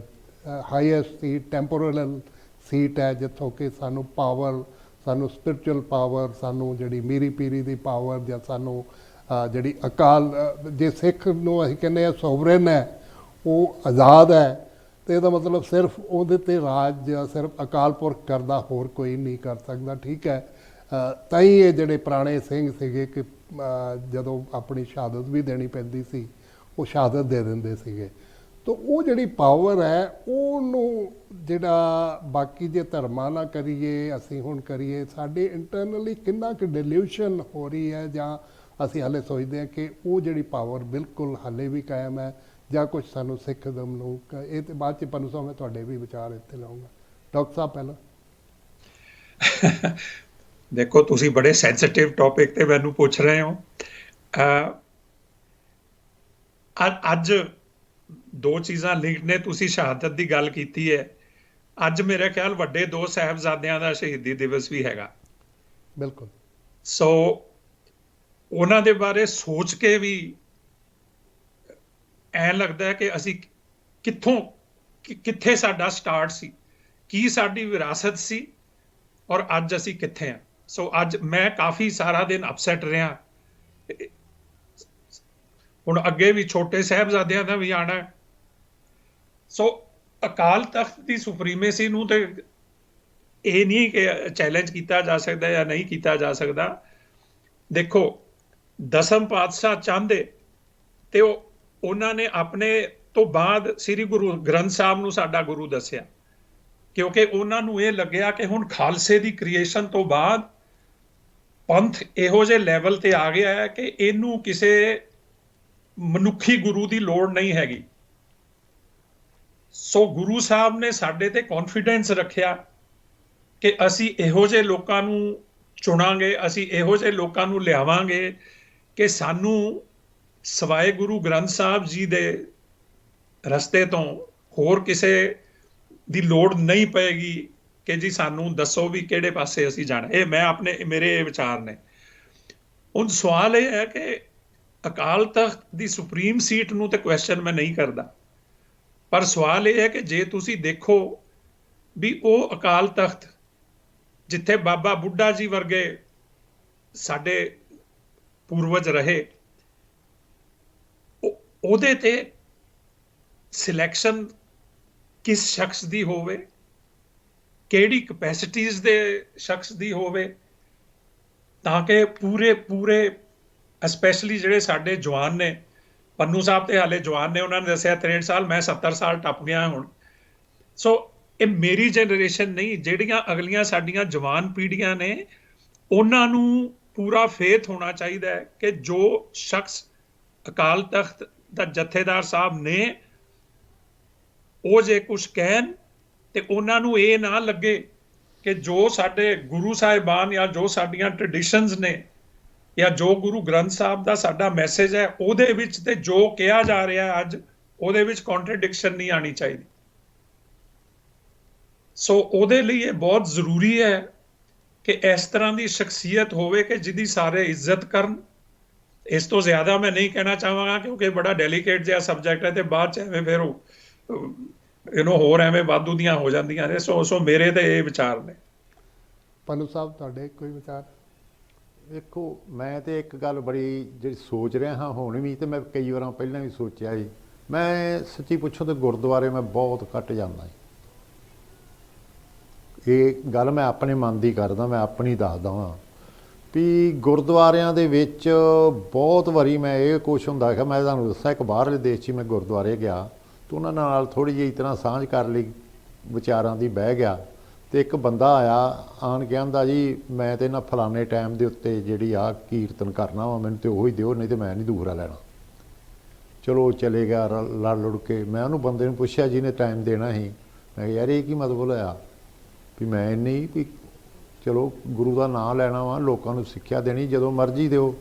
ਆਂਦਾ ਭਾਜੀ ਗੱਲ ਅਸਲ 'ਚ ਇਹ ਆ ਉਸ ਟਾਈਮ 'ਚ ਸੰਗਤ ਜ਼ਿਆਦਾ ਆਉਂਦੀ ਹੈ ਅਤੇ ਚੜਾਵਾ ਜ਼ਿਆਦਾ ਹੁੰਦਾ। ਮੇਰਾ ਤਾਂ ਮਨ ਟੁੱਟ ਗਿਆ ਵੀ ਇਹਦਾ ਮਤਲਬ ਮੈਂ ਕਿਹਾ ਵੀ ਗੁਰੂ ਗ੍ਰੰਥ ਸਾਹਿਬ ਜਿਹੜਾ ਰੱਖਿਆ ਉੱਥੇ ਗੁਰੂ ਘਰ ਦੇ ਵਿੱਚ, ਅਤੇ ਗੁਰੂ ਘਰ ਵਾਲੇ ਜਿਹੜੇ ਆ ਇਹ ਸੋਚ ਰਹੇ ਆ। ਅਤੇ ਹੁਣ ਮੈਂ ਤਾਂ ਉਦੋਂ ਤੋਂ ਵਿਚਾਰ ਲਾਇਆ ਵੀ ਜਿਹੜੀ ਇਹ ਕਰ ਸਕਦੇ ਆ ਨਾ ਰੱਬ ਦੀ ਕੋਈ ਮਿਲਣੀ ਕਰਾ ਸਕਦੇ ਆ, ਉਹ ਬੰਦੇ ਗੁਰਦੁਆਰਾ ਜਿਹੜੇ ਉਹ ਬਾਹਰ ਹੈਗੇ ਕਿਤੇ। ਉਹ ਵਿਚਾਰ ਉਹਨਾਂ ਦੇ ਉਹ ਵਿਚਾਰਾਂ ਵਾਲੇ ਆ ਜਿਹੜੇ ਬੈਠੇ ਆ ਇੱਕ ਦੂਜੇ ਨਾਲ ਵਿਚਾਰ ਦੀ ਬਹਿਸ ਕਰਦੇ। ਉਹ ਪੈਸਿਆਂ ਦੀ ਗੱਲ ਥੋੜ੍ਹਾ ਕਰਦੇ ਆ, ਉਹ ਤਾਂ ਬਹਿਸ ਕਰਦੇ ਤੁਹਾਡੇ ਵਰਗੇ ਜਿਹੜੇ ਸੈਂਕੜੇ ਮੀਲ ਦੂਰ ਬੈਠੇ ਹੁੰਦੇ, ਹਜ਼ਾਰਾਂ ਮੀਲ, ਉਹ ਫੋਨ 'ਤੇ ਵੀ ਕਰਦੇ ਆ। ਸੋ ਕਈ ਵਾਰ ਨਾ ਮਨ ਹੀ ਟੁੱਟ ਗਿਆ ਵਾ ਵੀ ਅਸੀਂ ਕਿੱਧਰ ਨੂੰ ਚਲੇ ਗਏ ਹਾਂ ਤੇ ਕੀ ਕੀਤਾ ਅਸੀਂ। ਸਾਡੇ ਗੁਰੂ ਸਾਹਿਬਾਂ ਦੀ ਕਿਰਨਾਂ ਘਾਲਣਾ ਘਾਲੀਆਂ, ਸੀਸ ਦਿੱਤੇ, ਕੀ ਕੁਛ ਨਹੀਂ ਗਾ ਕੀਤਾ ਉਹਨਾਂ ਨੇ ਇਸ ਮਨੁੱਖਤਾ ਨੂੰ ਸੁਧਾਰਨ ਲਈ। ਪਰ ਮਨੁੱਖਤਾ ਫੇਰ ਨਹੀਂ ਸੁਧਰੀ ਤੇ ਅਸੀਂ ਜ਼ਿਆਦਾ ਜਿਹੜੇ ਜਿਨ੍ਹਾਂ ਤੋਂ ਅਸੀਂ ਆਸ ਕਰਦੇ ਹਾਂ ਵੀ ਇਹ ਸਾਡਾ ਇਸ ਤਰ੍ਹਾਂ ਕਰਨਗੇ, ਇਹ ਜਿਹੜੀ ਮੈਂ ਆਪਣੇ ਗੁਰੂ ਨੂੰ ਹਾਜ਼ਰ ਨਾਜ਼ਰ ਰੱਖ ਕੇ ਗੱਲ ਕਰ ਰਿਹਾ ਵਾਂ, ਜਿਹੜੀ ਮੈਂ ਗੱਲ ਕੀਤੀ ਹੈ। ਤੇ ਮੁੜ ਕੇ ਮਨ ਹੀ ਟੁੱਟ ਜਾਂਦਾ ਬੰਦੇ ਦਾ। ਗੁਰਦੁਆਰਿਆਂ ਨੂੰ ਆਖ ਦਿੰਦੇ ਨੇ ਜੀ ਗੁਰਦੁਆਰਿਆਂ ਨਾਲ ਲੋਕਾਂ ਦਾ ਜੀ ਮੋਹ ਹੀ ਟੁੱਟ ਗਿਆ। ਮੈਂ ਸਮਝਦਾ ਵਾਂ ਵੀ ਉਹਦੇ ਵਿੱਚ ਇਹ ਜਿਹੜੀ ਚੀਜ਼ ਆ ਨਾ, ਇਹਨੇ ਬਹੁਤ ਵੱਡਾ ਰੋਲ ਕੀਤਾ ਵਾ ਵੀ ਲੋਕਾਂ ਆਖਿਆ ਯਾਰ ਉੱਥੇ ਕਰਨਾ, ਤੈਨੂੰ ਘਰ ਹੀ ਵਾਹਿਗੁਰੂ ਵਾਹਿਗੁਰੂ ਕਰ ਲਓ। ਸੋ ਇਹ ਤੇ ਬੜੇ ਬੰਦੇ ਲੱਭ ਕੇ ਵਾਚ ਕਰਕੇ, ਬੜੇ ਪੜ੍ਹੇ ਲਿਖੇ ਲੋਕ ਜਿਹੜੇ ਨਾ ਅੱਜ ਕੱਲ੍ਹ ਜਿਹੜੇ ਨਵਾਂ ਆਪਣੀ ਜਨਰੇਸ਼ਨ ਆ ਰਹੀ ਹੈ ਨਾ, PhDਆਂ ਕੀਤੀਆਂ ਵਾ, ਪੜ੍ਹੇ ਲਿਖੇ ਆ, ਜਿਨ੍ਹਾਂ ਨੇ ਬੜੇ ਡੂੰਘੀ ਸਰਚ ਕੀਤੀ ਆ, ਉਹ ਬੰਦੇ ਕਰ ਸਕਦੇ ਆ। ਤੇ ਜਿਹੜੇ ਤਾਂ ਆਏ ਆ ਨਾ ਜੀ ਰੌਲਾ ਲਾਉਣ, ਉਹਨਾਂ ਦਾ ਮੁਸ਼ਕਿਲ ਆ। ਮੈਨੂੰ ਲੱਗਦਾ ਵੀ ਉਹ ਨਹੀਂ ਕਿ ਸੁਧਾਰ ਕਰ ਸਕਦੇ। ਇਹ ਸੁਧਾਰ ਕਰਨ ਵਾਲੇ ਜਿਹੜੇ ਆ ਨਾ ਜੀ, ਉਹ ਪ੍ਰੋਫੈਸ਼ਨਲ ਨਹੀਂ ਗੇ, ਉਹ ਤਾਂ ਰੱਬ ਦੇ ਘਰ ਦੀ ਗੱਲ ਕਰਕੇ ਕਰਦੇ ਆ। ਤੇ ਸੋ ਇਹ ਕਰਕੇ ਮੈਂ ਸਮਝਦਾ ਵੀ ਬਹੁਤ ਚੰਗੇ ਬੰਦਿਆਂ ਨੂੰ ਇਕੱਠੇ ਹੋਣਾ ਚਾਹੀਦਾ। ਇਹ ਨਹੀਂ ਸੋਚਣਾ ਚਾਹੀਦਾ ਮੈਂ ਉਹਨੂੰ ਫੋਨ ਕਿਉਂ ਕਰਾਂ, ਉਹ ਤਾਂ ਦੂਰ ਬੜੀ ਆ। ਗੁਰੂ ਨਾਨਕ ਦੇਵ ਜੀ ਨੇ ਨੰਗੇ ਪੈਰਾਂ ਨਾਲ ਲੱਖਾਂ ਮੀਲਾਂ ਦੇ ਹਿਸਾਬ ਨਾਲ, ਹਜ਼ਾਰਾਂ ਮੀਲਾਂ ਦੇ ਹਿਸਾਬ ਨਾਲ ਕਿੰਨੇ ਦੇਸ਼ਾਂ 'ਚ ਤੁਰੇ। ਉਹ ਕਿਸੇ ਮਫਾਦ ਲਈ ਥੋੜ੍ਹਾ ਤੁਰੇ ਸੀ, ਉਹ ਤਾਂ ਮਨੁੱਖਤਾ ਨੂੰ ਸੁਧਾਰਨ ਲਈ ਤੁਰੇ ਸੀ। ਤੇ ਇਸ ਤਰ੍ਹਾਂ ਹੀ ਆ ਬੱਚੇ ਤੇ ਆਪਾਂ ਉਹਨਾਂ ਦੇ ਹੀ ਆ। ਮੈਂ ਤਾਂ ਸਮਝਦਾ ਵਾਂ ਵੀ ਵੱਧ ਤੋਂ ਵੱਧ ਹਿੱਸਾ ਪਾਉਣਾ ਚਾਹੀਦਾ। ਜਿੰਨਾ ਵੀ ਦੁਨੀਆ ਵਾ ਜਿਹੜੇ ਕਰ ਸਕਦੇ ਆ ਉਹ ਕਰਨ ਜ਼ਰੂਰ ਇਹ ਕੰਮ।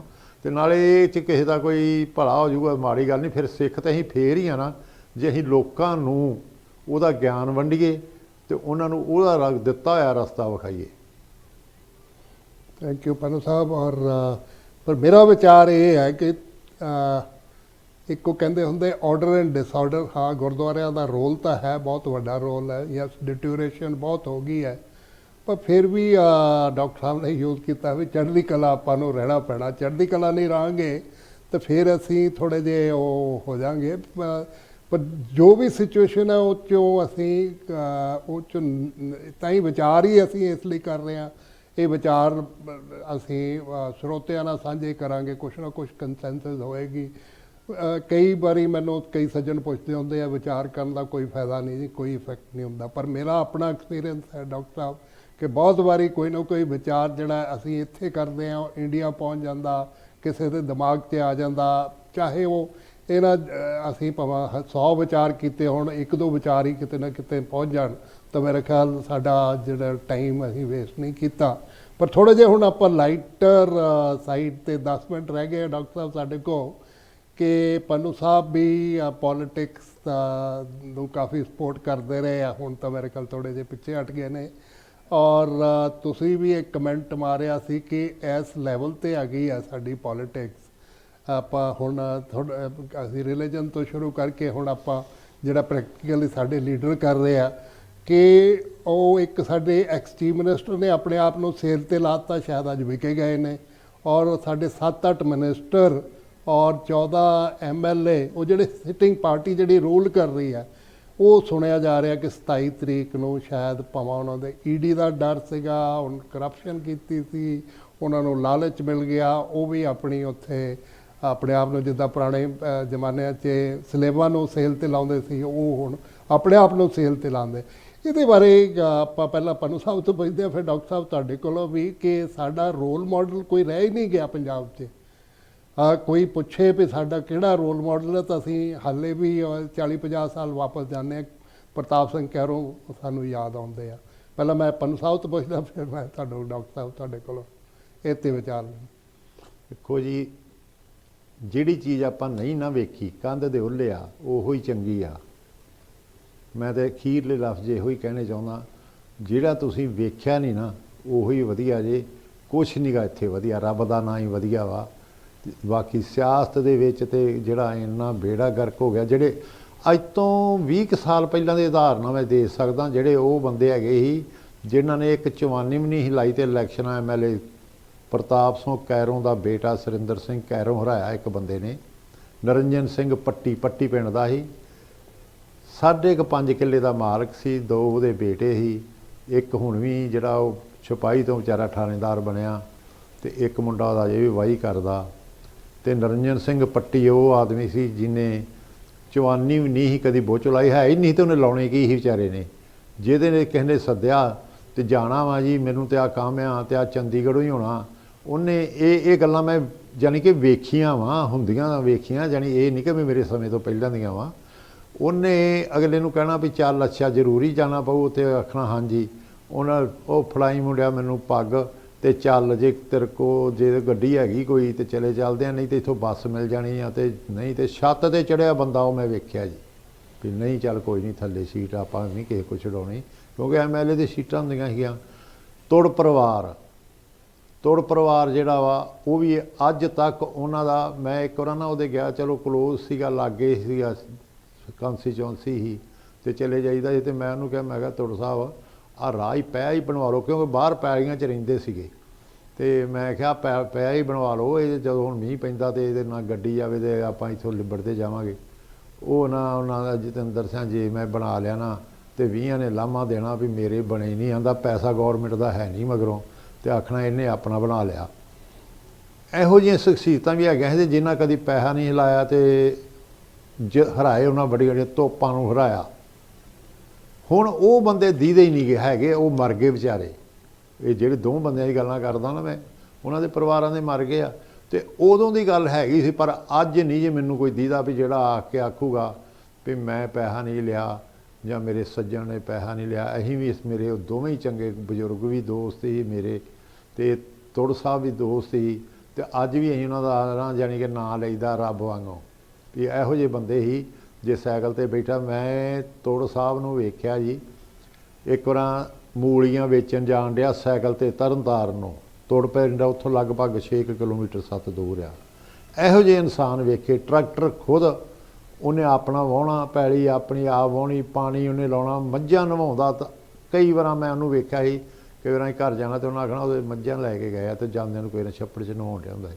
ਇਹ ਬੰਦੇ ਅੱਜ ਨਹੀਂ ਗੇ ਲੱਭਦੇ, ਤੇ ਜਿਹਦੇ ਇਹੋ ਜਿਹੇ ਬੰਦੇ ਹੋਣ ਤੇ ਕੋਈ ਸੁਧਾਰ ਹੋਵੇ। ਤੇ ਹੁਣ ਤੇ ਆ ਜਿਹੜੇ ਮਗਰ ਉਹਨੂੰ ਆਪਣੀ ਅੱਜ ਕੁਰਸੀ ਦਾ ਫਿਕਰ ਬਣਿਆ ਹੁੰਦਾ ਵੀ ਜੇ ਮੈਂ ਇਹਨੂੰ ਕਰਪਸ਼ਨ ਨਾ ਕਰਨ ਦਿੱਤੀ ਤੇ ਇਸ ਬੰਦੇ ਨੇ ਮੇਰੇ ਨਾਲ ਭੱਜ ਜਾਣਾ ਤੇ ਮੇਰੀ ਕੁਰਸੀ ਜਾਂਦੀ ਰਹਿਣੀ ਆ। ਮੇਨ ਗੱਲ ਇੱਥੇ ਹੀ ਹੁੰਦੀ, ਇਹਨਾਂ ਦੀ ਆਣ ਕੇ ਮੁੱਕਦੀ ਆ। ਉਹ ਡਰਾਵਾ ਦਿੰਦੇ ਆ ਵੀ ਚੰਗਾ ਅਸੀਂ ਚੱਲਦੇ ਆ, ਫਿਰ ਮੇਰੇ ਨਾਲ ਫਲਾਨਾ ਵੀ ਹੋ, ਉਹ ਵੀ ਹੋ, ਦੂਸਰਾ ਵੀ ਹੋ। ਤੇ ਜਿਹੜਾ ਵੱਡਾ ਭਾਵੇਂ CM ਹੋਵੇ ਤੇ ਭਾਵੇਂ ਕੋਈ ਵੀ ਆ, ਉਸੇ ਵੇਲੇ ਹੱਥ ਜੋੜ ਕੇ ਖਲੋ ਜਾਂਦਾ ਵੀ ਨਾ ਕਰੋ, ਤੇ ਆਉਂਦਾ ਲਓ ਕਰਪਸ਼ਨ ਕਰ ਲਓ। ਇਸ ਕਰਕੇ ਕੋਈ ਫਿਊਚਰ ਮੈਨੂੰ ਤੇ ਕੋਈ ਜਾਪਦਾ ਨਹੀਂ ਸੀ ਫਿਊਚਰ ਇਹਦਾ ਸਿਆਸਤ ਦਾ, ਖਾਸ ਕਰਕੇ ਇੰਡੀਆ ਦੇ ਵਿੱਚ, ਕਿਉਂਕਿ ਇੰਡੀਆ ਦੀ ਜ਼ਿਆਦਾ ਵੇਖੀ ਆ। ਤੇ ਕੁਛ ਕਿਹਾ ਹੀ ਨਹੀਂ ਜਾਂਦਾ ਵੀ ਉੱਥੇ ਕੀ। ਅੱਜ ਤੁਸੀਂ ਪਰਚਾ ਵੀ ਕਰਾਉਣਾ ਤੇ ਉੱਥੇ ਜਿਹੜੇ ਪਰਚੇ ਵੀ ਹੁੰਦੇ ਆ ਨਾ, ਤੁਹਾਡਾ ਭਾਵੇਂ ਘਰ ਦਾ ਮਾਰ ਜਾਣ ਤੇ ਉਹ ਪਤਾ ਹੀ ਨਹੀਂ ਵੀ ਪਰਚਾ ਤੁਹਾਡੇ ਤੇ ਨਹੀਂ ਹੋ ਜਾਣਾ। ਨਹੀਂ ਤੇ ਉਹਨਾਂ ਕਹਿਣਾ ਵਾ ਜਾਓ ਜੀ MLA ਸਾਹਿਬ ਤੋਂ ਮਾੜਾ ਜਿਹਾ ਖੋ ਜੀ। MLA ਜੇ ਮੰਨ ਲਓ ਹੁਣ ਬੰਦਾ ਅਕਾਲੀ ਆ ਤੇ ਕਾਂਗਰਸੀ MLA ਹੋਊਗਾ ਤੇ ਉਹਦਾ ਫਿਰ ਕੀ ਬਣੂਗਾ, ਹਸ਼ਰ ਕੀ ਹੋਊਗਾ, ਕਿਹੋ ਜਿਹੀ ਉੱਥੇ ਤੁਹਾਨੂੰ ਇਨਸਾਫ ਮਿਲੂਗਾ। ਲੋਕੀ ਕਰਲਾਉਂਦੇ ਆ, ਅਖਬਾਰਾਂ 'ਚ ਆਉਂਦਾ ਵਾ, ਪਰ ਕੋਈ ਸੁਣਵਾਈ ਨਹੀਂ ਗੀ, ਕਿਸੇ ਨੂੰ ਕੋਈ ਇਨਸਾਫ ਨਹੀਂ ਗਾ ਮਿਲਦਾ। ਥੈਂਕ ਯੂ ਪੰਨੂ ਸਾਹਿਬ, ਔਰ ਤੁਸੀਂ ਬੜਾ ਟਰੁੱਥ ਔਰ ਸਟਾਰਕ ਟਰੁੱਥ ਦੱਸਿਆ। ਕੀ ਹੋ ਗਿਆ ਹੋ ਸਕਦਾ ਇੰਨੇ 20 ਕੁ ਸਾਲਾਂ 'ਚ ਹੀ ਡਾਕਟਰ ਸਾਹਿਬ ਕਿ ਹਰੇਕ ਦਾ ਈਮਾਨ, ਸਿਰਫ ਮੈਂ ਪੰਜਾਬ ਦੀ ਗੱਲ ਨਹੀਂ ਕਰਦਾ ਕਿ ਪੂਰੇ ਇੰਡੀਆ 'ਚ ਹੈ, ਪਰ ਈਵਨ ਹੁਣ ਪੰਜਾਬੀ ਜਿਹੜੇ ਇਹਨਾਂ ਕੰਟਰੀਆਂ 'ਚ ਰਹਿੰਦੇ ਹੁਣ ਉਹ ਵੀ ਹੁਣ ਹੌਲੀ ਹੌਲੀ ਚੇਂਜ ਹੋ ਰਹੇ ਆ। ਉਹ ਗੱਲ ਅਸੀਂ ਕਿਸੇ ਹੋਰ ਵੇਲੇ ਕਰਾਂਗੇ ਵੀ ਤੁਹਾਨੂੰ ਕੋਈ ਹੋਪ ਨਜ਼ਰ ਆਉਂਦੀ ਹੈ, ਤੁਹਾਨੂੰ ਕੋਈ ਇਹ ਨਜ਼ਰ ਆਉਂਦਾ ਕਿ ਇੰਨਾ ਗਿਰ ਗਿਆ, ਇੰਨਾ ਡਾਊਨ ਚਲਾ ਗਿਆ ਕਿ ਜਿਸ ਤਰ੍ਹਾਂ ਪੰਨੂ ਸਾਹਿਬ ਨੇ ਦੱਸਿਆ, ਕਿਉਂਕਿ ਇਹ ਤਾਂ ਗ੍ਰਾਸ ਰੂਟ ਤੋਂ ਦੇਖ ਕੇ ਆਏ ਆ। ਤਾਂ ਇਹਦਾ ਕੀ ਫਿਊਚਰ ਤੁਹਾਡੇ ਹਿਸਾਬ ਨਾਲ ਡਾਕਟਰ ਸਾਹਿਬ? ਅਸਲ 'ਚ ਨਾ ਜੀ ਉੱਥੇ ਕਈ ਵਾਰ ਨਾ ਮੈਂ ਵੇਖਿਆ ਵਾ ਵੀ ਲੋਕੀ ਜਾਂ ਤੇ ਉਹ ਡਰ ਗਏ ਆ ਇੰਨੀ ਜ਼ਿਆਦਾ। ਕਈਆਂ ਨੂੰ ਹੁਣ ਚਲੋ ਮੈਂ ਕੋਰਟ 'ਚ ਰਿਹਾ ਵਾਂ, ਕੰਜ਼ਿਊਮਰ ਕੋਰਟ ਸੀ ਮੇਰੇ ਕੋਲ, ਫੈਸਲੇ ਤਾਂ ਮੈਂ ਹੀ ਕਰਨੇ ਨਾ। ਕਈਆਂ ਨੇ ਆਉਣਾ ਮੈਨੂੰ ਜੀ ਇਸ ਤਰ੍ਹਾਂ ਹੋਇਆ, ਮੇਰਾ ਆਹ ਹੋਇਆ, ਮੈਂ ਸ਼ਰਾਬ ਲਈ ਮੈਨੂੰ 18,000 ਦੀ 13,000 ਦੀ ਪੇਟੀ ਮਿਲੀ, ਉਸ ਤਰ੍ਹਾਂ ਜੀ 7 ਦੀ ਦਿੰਦੇ। ਸਾਡੇ ਵਿਆਹ ਸੀਗਾ ਜੀ, ਜੇ ਕਿਸੇ ਨੂੰ ਕਹੀਦਾ ਵਾ ਲਿਆ ਬਿੱਲ ਲਿਆ ਲੈ ਕੇਸ ਪਾਈਏ, ਉਹ ਛੱਡੋ ਜੀ, ਉਹ ਜਿਹੜਾ ਠੇਕਾ ਨਾ ਉਹ ਆਪਣੇ ਇੱਕ MLA ਦਾ ਵਾ, ਫਿਰ ਕੱਲ੍ਹ ਨੂੰ ਉਹ ਔਖਾ ਹੋਊਗਾ, ਸਾਨੂੰ ਤੰਗ ਕਰੂਗਾ। ਇਹਨਾਂ ਗੱਲਾਂ ਨੇ ਜਿਹੜਾ ਵਾ ਨਾ ਉਹ ਬਹੁਤ ਪ੍ਰਭਾਵ ਕੀਤਾ ਤੇ ਲੋਕਾਂ ਨੂੰ, ਲੋਕੀ ਉੱਠਦੇ ਨਹੀਂ। ਨਹੀਂ ਤੇ ਕੋਈ ਐਸੀ ਗੱਲ ਨਹੀਂ ਗੀ। ਮੈਨੂੰ ਕਈ ਵਾਰ ਕਹਿਣਗੇ, ਮੈਂ ਕਹਿੰਦਾ ਵੀ ਇੱਥੇ ਜੱਜ ਤੇ ਆਮ ਬੰਦੇ ਦਾ ਕੋਈ ਫਰਕ ਨਹੀਂ ਹੈ, ਇਹ ਕੋਰਟ ਆ। ਤੁਸੀਂ ਕਰੋ ਤਾਂ ਸਹੀ, ਜੋ ਮੈਨੂੰ ਇਨਸਾਫ ਮਿਲਣਾ ਉਹੀ ਤੁਹਾਨੂੰ ਮਿਲਣਾ।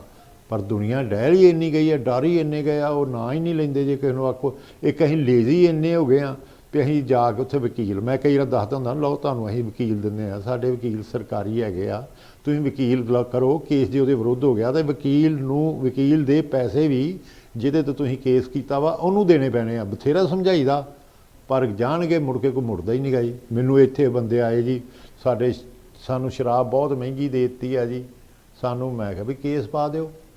ਇਹ ਗੱਲ ਮੈਂ ਤੁਹਾਨੂੰ ਥੋੜ੍ਹੇ ਦਿਨਾਂ ਦੀ ਸੁਣਾਉਂਦਾ ਵਾਂ। ਕਿਸੇ ਇਸ ਤਰ੍ਹਾਂ ਹੀ ਸੱਜਣ ਦਾ ਬੇਟੀ ਦਾ ਵਿਆਹ ਹੈ ਅਤੇ ਮੈਨੂੰ ਆਉਂਦਾ ਮੈਨੂੰ ਸ਼ਰਾਬ ਸਸਤੀ ਲੈ ਦਿਓ। ਮੈਂ ਕਿਹਾ ਵੀ ਤੂੰ ਜਾ, ਨਾ ਕਰੂਗਾ ਤੇ ਫਿਰ ਮੈਂ ਕਿਹਾ ਵੀ ਕੇਸ ਪਾ ਦਾਂਗੇ ਉਹਦੇ 'ਤੇ। ਨਹੀਂ ਜੀ, ਉਹ ਲੜਾਈ ਕੀ ਕਰਨੀ, ਵਿਆਹ ਦਾ ਮਾਮਲਾ ਵਾ। ਮੈਂ ਉੱਥੇ ਦੇ ਅਫਸਰ, ਜਿਹੜਾ ਮੇਨ ਜ਼ਿਲ੍ਹੇ ਦਾ ਅਫਸਰ ਸੀ, ਮੈਂ ਉਹਨੂੰ ਫੋਨ ਕੀਤਾ।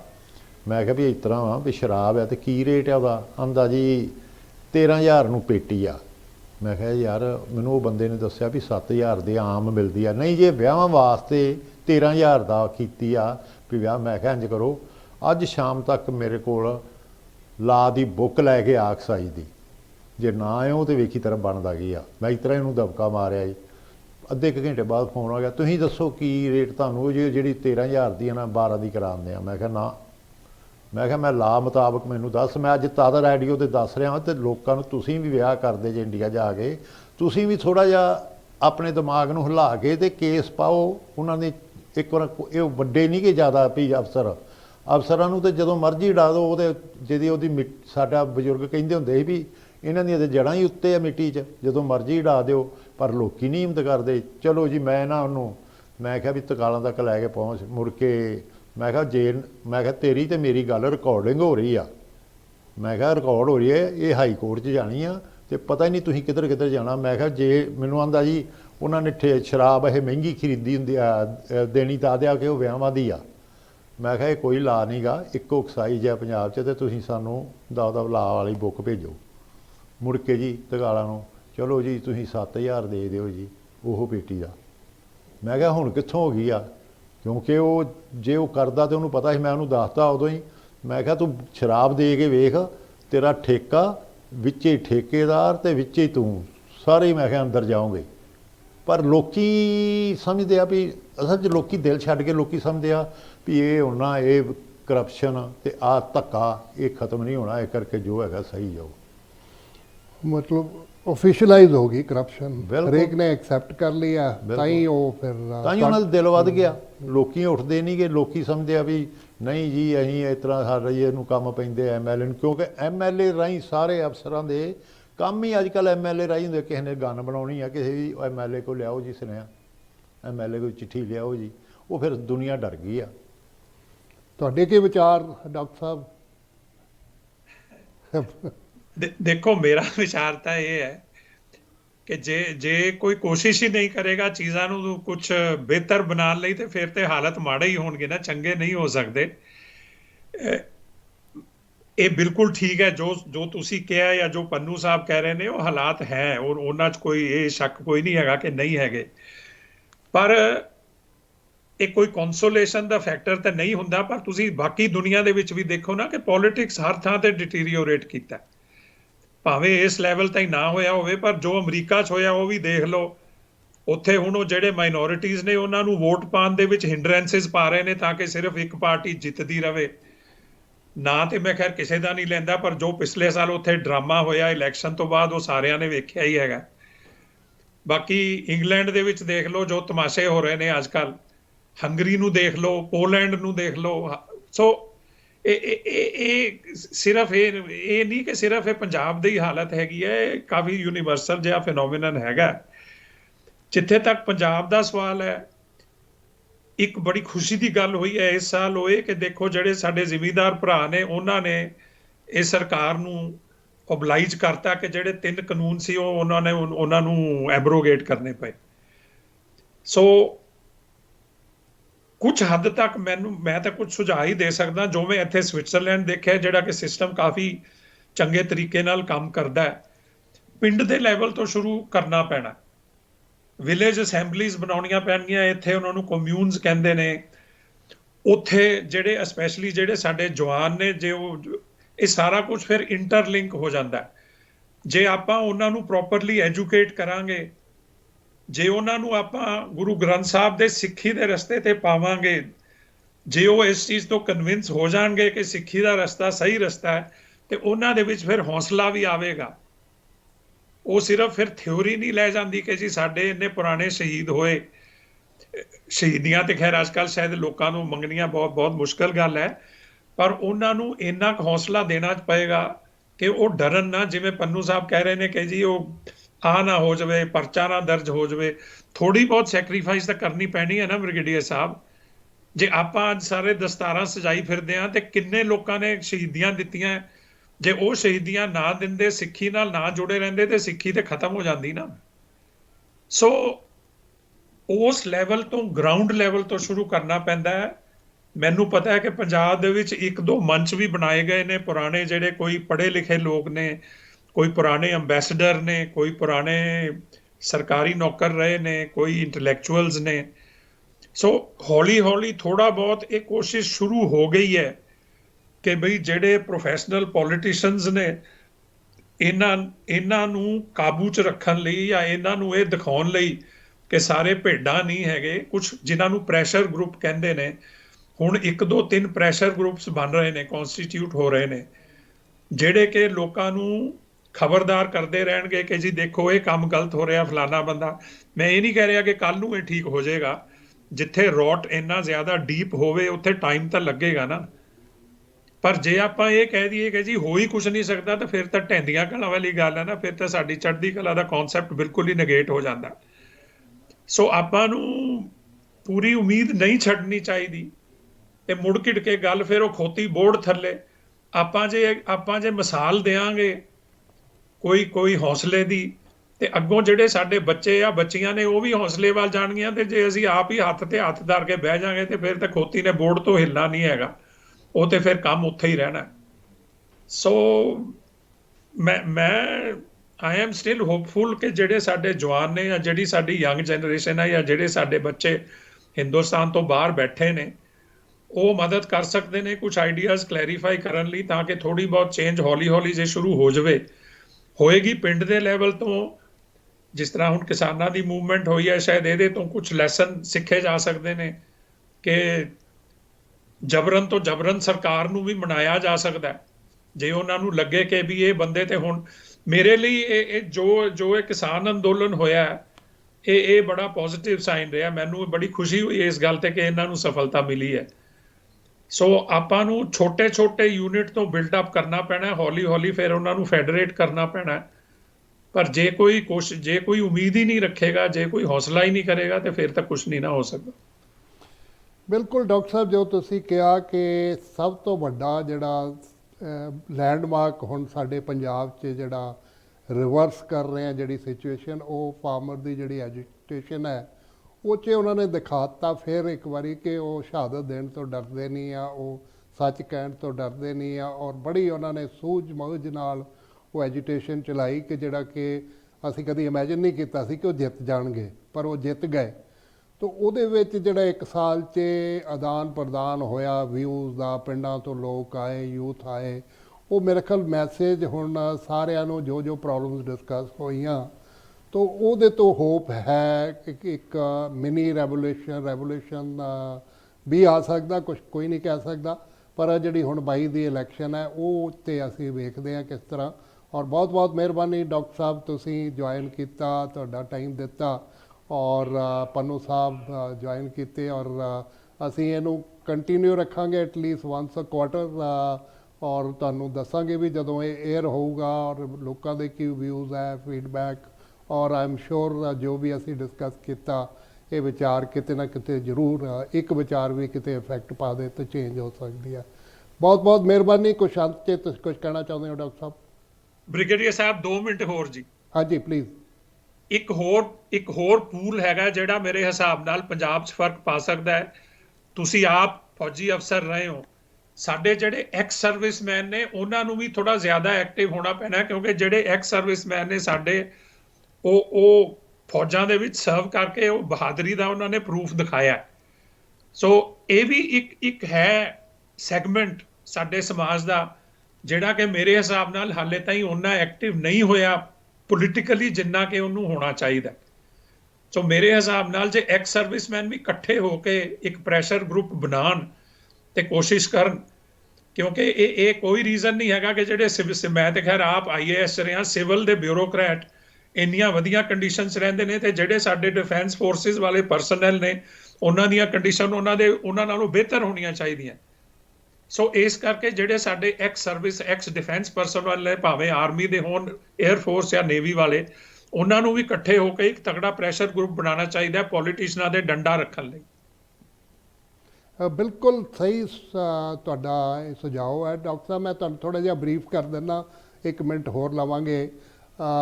ਕਿ ਮੈਂ ਜਿੰਨੀਆਂ ਵੀ ਪੰਜਾਬ 'ਚ ਆਰਗੇਨਾਈਜੇਸ਼ਨ ਹੈ ਐਕਸ ਸਰਵਿਸਮੈਨ ਦੀਆਂ, ਔਰ ਟੋਟਲ ਸਟਰੈਂਥ ਐਕਸ ਸਰਵਿਸਮੈਨ ਦੀ ਇਸ ਵੇਲੇ ਪੰਜਾਬ 'ਚ 2.5 ਲੱਖ ਦੇ ਨੇੜੇ ਨੇ। ਉਹਨਾਂ ਦੀਆਂ ਫੈਮਲੀਆਂ ਵਗੈਰਾ ਪਾ ਲਓ ਤਾਂ 10 ਲੱਖ 12 ਲੱਖ ਤੱਕ ਉਹਨਾਂ ਦਾ ਇਨਫਲੂਐਂਸ ਸਿੱਧਾ ਹੀ ਹੈ, ਔਰ ਫਿਰ ਉਹਨਾਂ ਦੇ ਰਿਸ਼ਤੇਦਾਰ ਉਹ ਸਾਰੇ ਜੁੜੇ ਨੇ, ਨੈਟਵਰਕ ਨੇ। ਮੇਰੀ ਗੱਲ ਹੁੰਦੀ ਆ ਆਲਮੋਸਟ ਹਫ਼ਤੇ 'ਚ 2-3 ਵਾਰੀ ਉਹ ਆਰਗੇਨਾਈਜੇਸ਼ਨਸ ਦੀਆਂ ਉਹ ਵੇਟ ਕਰ ਰਹੇ ਨੇ। ਉਹ ਸਾਰੇ ਕੰਬਾਈਨਡ ਉਹਨਾਂ ਨੇ ਯੂਨਾਈਟਿਡਲੀ ਜਿਹੜੀ ਸੀਗੀ ਐਜੀਟੇਸ਼ਨ 'ਚ ਵੀ ਉਹਨਾਂ ਨੇ ਬੜਾ ਡਾਇਰੈਕਟਲੀ ਇਨਡਾਇਰੈਕਟਲੀ ਉਹਨਾਂ ਨੂੰ ਹੈਲਪ ਕੀਤੀ ਹੈ। ਈਵਨ ਹੁਣ ਵੀ ਉਹ ਸਿਰਫ ਉਹ ਵੇਖ ਰਹੇ ਹੈ ਕਿ ਫਾਰਮਰਸ ਕਿਹੜੀ ਪਾਰਟੀ ਦੇ ਨਾਲ ਕਿਸ ਤਰ੍ਹਾਂ ਜਾਂਦੇ ਨੇ। ਉਹ ਕਾਫੀ ਤਗੜਾ ਪ੍ਰੈਸ਼ਰ ਗਰੁੱਪ ਹੈ ਫਾਰਮਰਸ 'ਤੇ ਔਰ ਯੂਥ ਦੇ ਉੱਪਰ ਇਸ ਵੇਲੇ ਵੀ। ਯੈਸ, ਉਹਨਾਂ ਨੂੰ ਹੋਰ ਮੈਂ ਥੋੜ੍ਹਾ ਤੁਹਾਡਾ ਮੈਸੇਜ ਜ਼ਰੂਰ ਦੇਵਾਂਗਾ, ਕਿਉਂਕਿ ਤੁਹਾਡੇ ਵਰਗੇ ਸੂਝਵਾਨ ਸੱਜਣ ਜਦੋਂ ਮੈਸੇਜ ਦਿੰਦੇ ਆ ਉਹ ਵੀ ਐਕਸਪੈਕਟ ਕਰਦੇ ਆ, ਥੋੜ੍ਹਾ ਮੋਟੀਵੇਸ਼ਨ ਹੋ ਜਾਂਦਾ। ਪਰ ਮੈਂ ਤੁਹਾਨੂੰ ਅਸ਼ੋਰੈਂਸ ਦਿੰਦਾ ਕਿ ਉਹ ਕਾਫੀ ਇਸ ਵੇਲੇ ਐਕਟਿਵ ਨੇ।